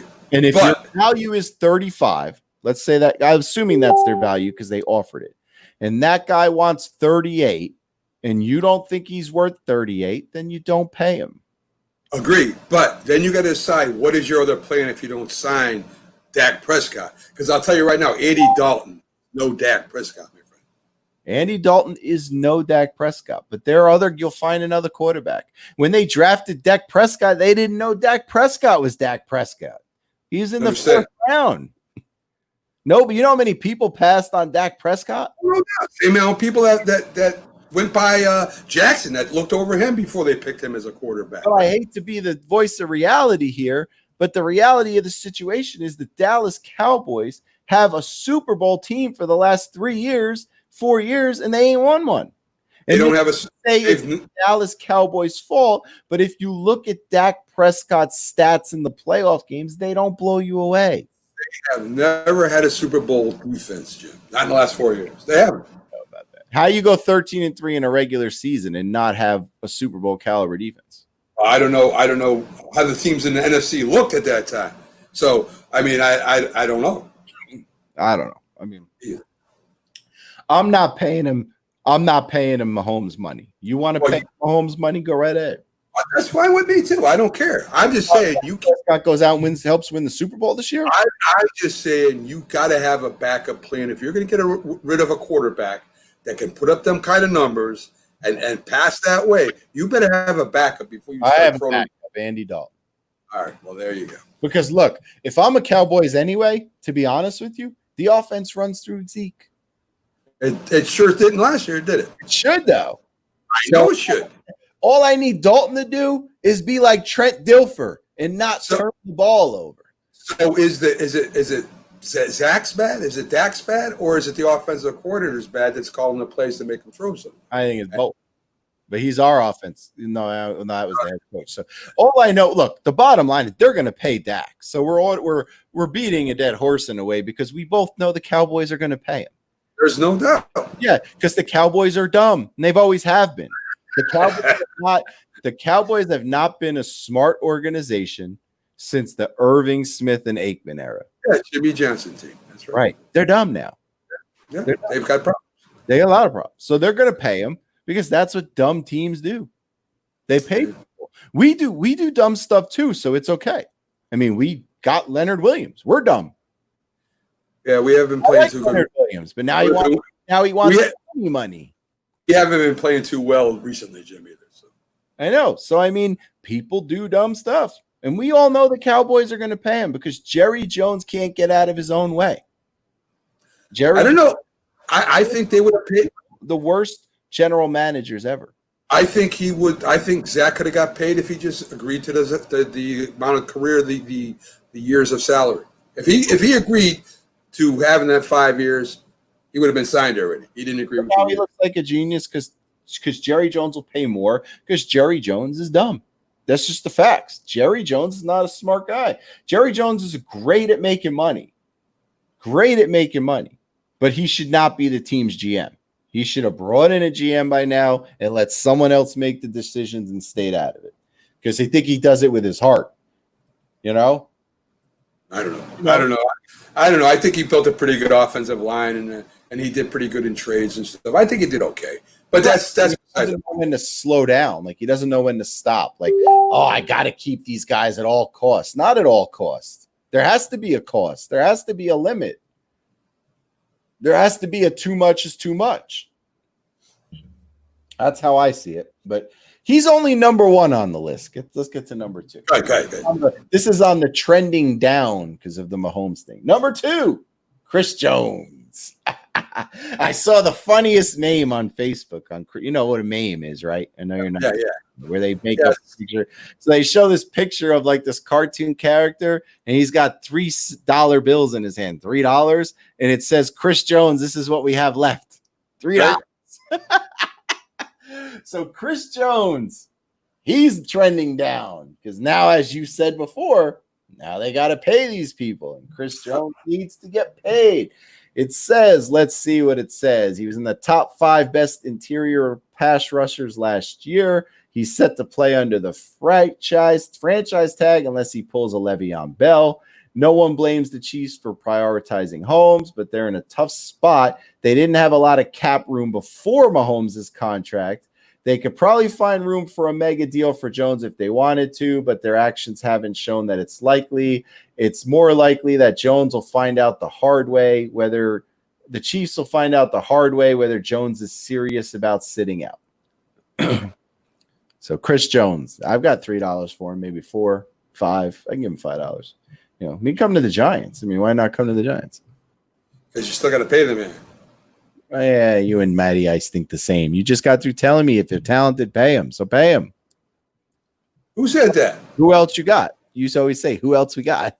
Who else we got? Well, we got some pretty good young defensive linemen there. I mean, I wouldn't mind having somebody like Chris Jones there. But again, I mean, you're still going to have to pay the man. What does he want? I mean, 15, 16. He wants Leonard Williams money. Well, that's pretty good trade then. I mean, maybe we could, Williams, you know what I mean? It is in another world. So he wants Leonard Williams money. Yeah. I don't know. It depends what you have to give up to get him. They're probably not going to trade him. They're probably going to call his bluff and see if he'll actually sit out. You know what I mean? So hopefully he doesn't have an agent like, Cook did, who didn't tell him that sitting out is actually worse for you than playing. It's going to make your contract lower, yeah. So I want to get into hockey before I let you go on with your celebratory birthday messages. Okay. One league is doing things right. There is a league doing the NHL and the NHLPA have agreed to extend the CBA through 2025, 2026. So nobody has to worry about a strike in hockey. Yeah. That's like you just said, that's the league and union working together, and probably the less paid players in the major 4 sports. And I mean, I just like to see something like this where, between baseball and their union and stuff fighting all this time, and they're still fighting somewhat. Oh, yeah. Every day. They're every day. Now that they signed it when they still had another 2 years before it was up. So they extended another 4 years. They're ready to. The agreement also has the protocols in place for phase 3 and 4 of the restart. They're all set to drop the puck. To start the season on August 1st with the Stanley Cup qualifying round. It's all good in hockey. They're talking about returning to Olympic competition. The escrow being shared at 50-50. I mean, it's good to see a league work together and get something accomplished, man. It really is. I actually preferred Olympic hockey back in the older days when they didn't use pros. Me too. All of them. That's what made the Miracle on Ice so special.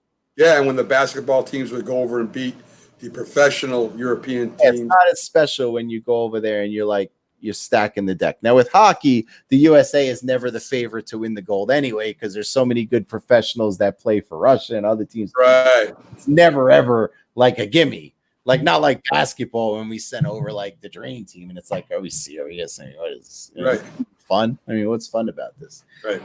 You know what I mean? It's fun when you're you come through with what you got. So, teams are permitted. The teams have already reopened their facilities, as you've seen, and it's good to see that that there's a group of people together, and everything's going fine, and they're not arguing like you said with baseball, because who knows what's going to happen with baseball? I mean, right now you got camps closing because they don't have their test results back. So. Right. So I mean, it's just every day.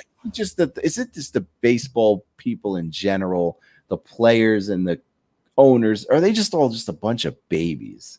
Oh my God! I mean, that's a strong union, Jim. That is one strong union. It's the strongest union. Such a bunch of babies. I mean, seriously. I mean, I didn't get my test back for 2 days. Oh, you poor spoiled brat. My wife and I went to get tested. CVS told us 8 days. God forbid you went to CVS and they told you 8 days. You'd flip out.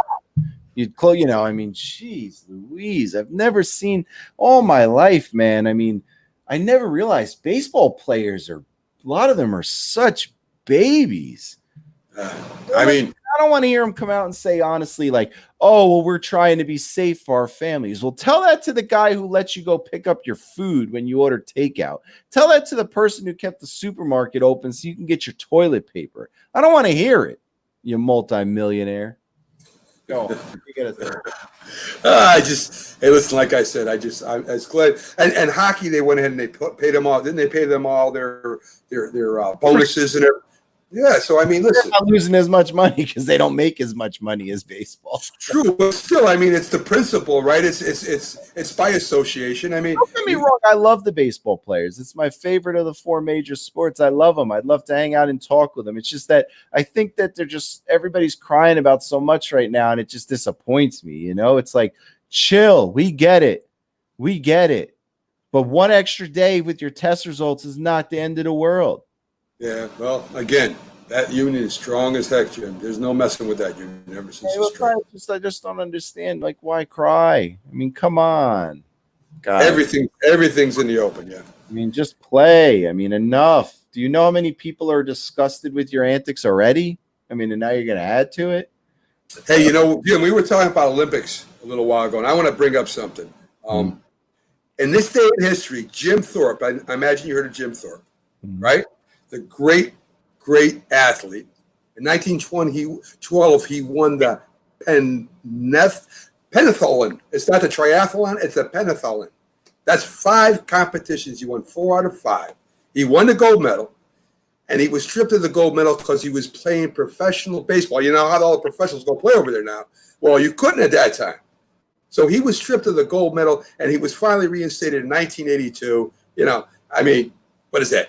70 years later, they reinstated him. So he played baseball. He started pro football. The NFL, as we know, back in 1920, he's one of the ones that founded it. He was amazing in track and field. It was said that he could the football was shaped like a rugby ball when it first started. So when you threw the football, you had to curl up your arm. It was said he could throw it 60 yards in the air like that. I mean, this is how talented this guy was. So if you love sports, go back, Google this, read about Chip. There's some incredible stories about this Native American, this Indian that played sports the way it was meant to be played. And it was in everything. The guy was tremendous. I wanted to bring up, you mentioned the Olympics. That's a good point, because I was going to bring this up about tomorrow. Maybe I don't know if you do Netflix or not, because I know you're not Mr. Technology guy. Do you do Netflix?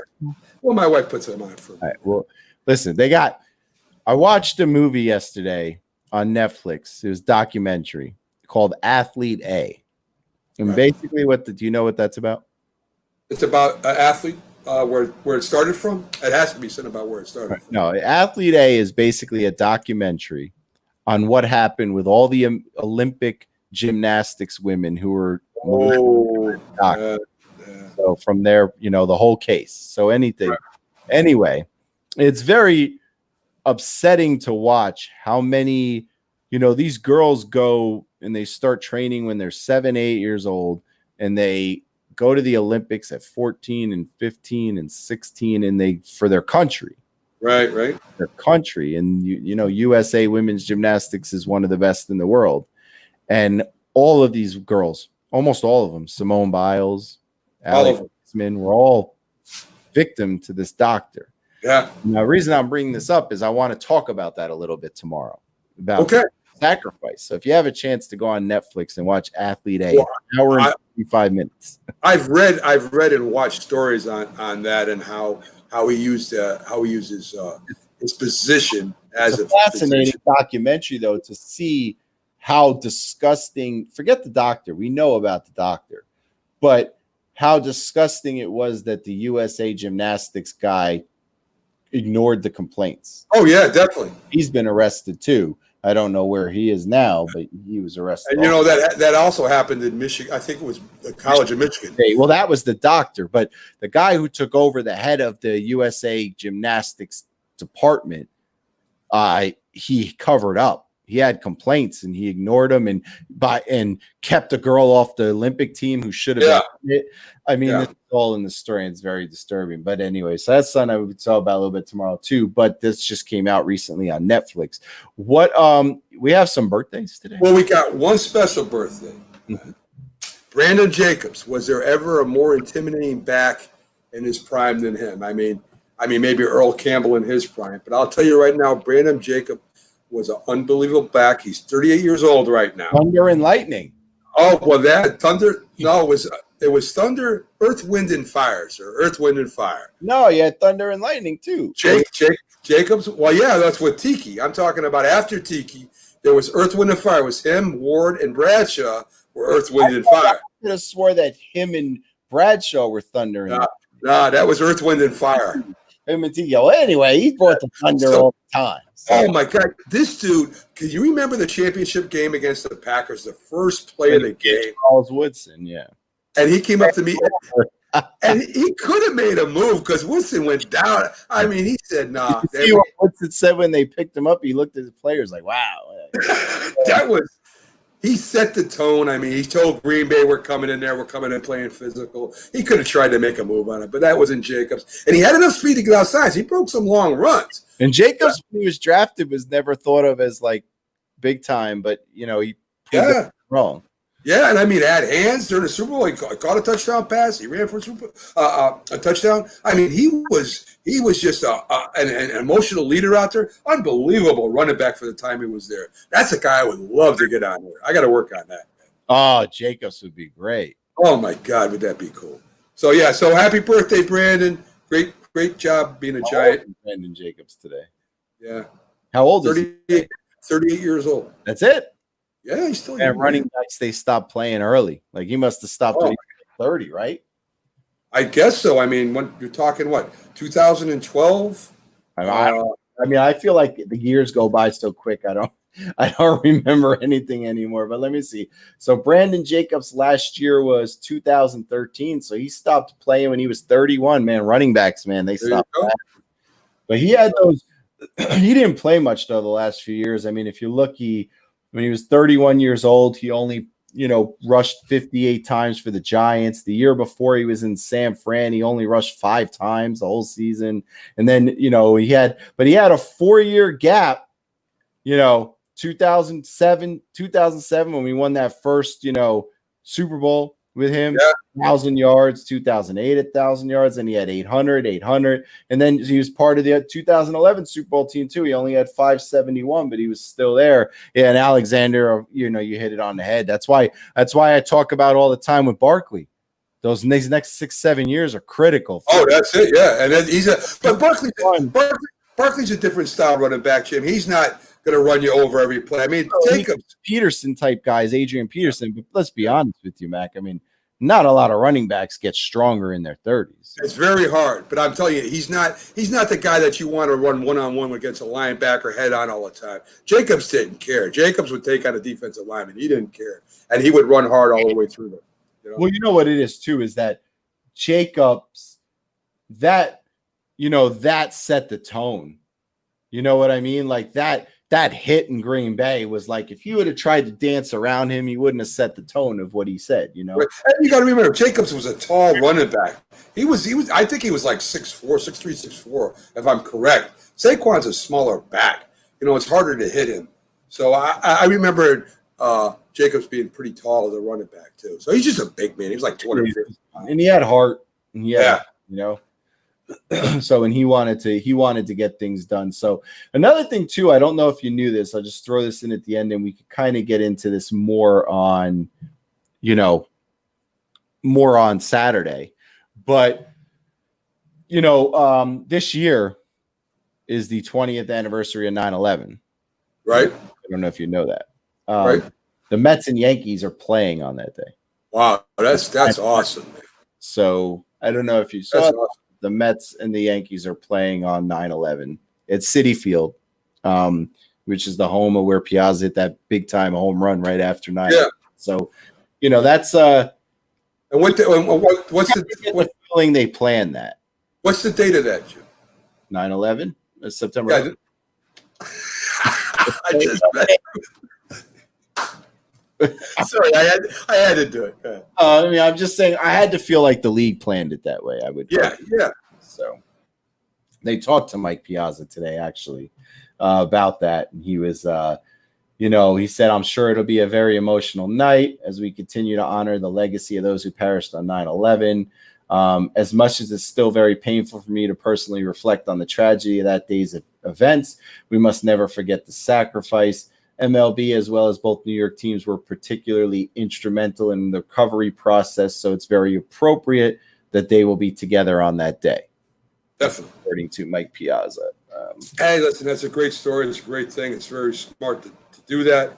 So it'll give them a little bit, you know, something's a pizzazz of that game would be great for the publicity and for the country and stuff like that.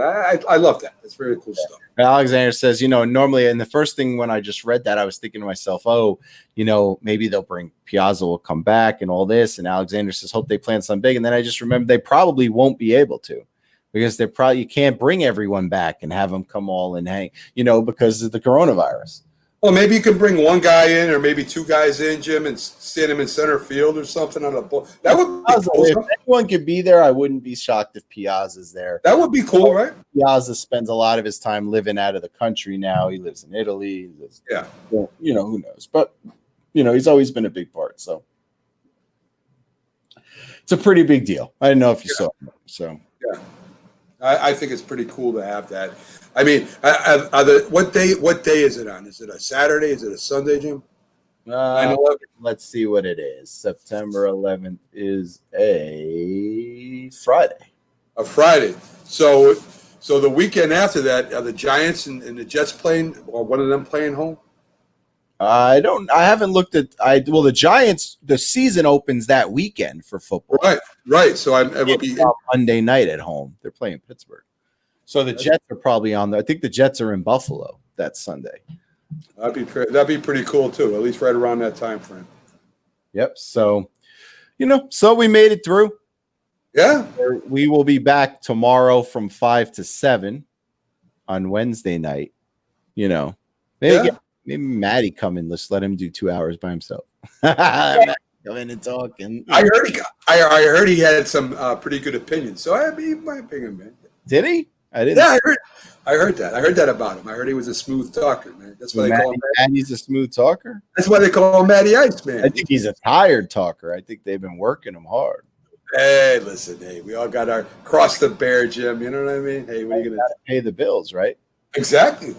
Unless you're Steve Cohen, you ain't got to worry about that. Right. I'm excited to see. I hope they release what the bids are. Like, I'm excited to see. I get you going again. No, I mean, the 9th is Thursday. So it's coming. I'm hoping that Saturday, we know what the bids are. You know what I mean? Yeah, it's going to be coming. I know you're excited. Well, I just want to see what they are. I want to see where they are. I always kind of, you know, stay a little bit back because I worry about, you know, I worry about the Wilpons stabbing the fans in the back at the last minute because that's just the type of people they are. Right. So, I mean. But we got to run because they're about to get on the air. All right, guys. Down to the wire. So it's another good show. We'll be back tomorrow, and we'll. Thank you for coming on, Bob. Have a great day and a great fight. Absolutely.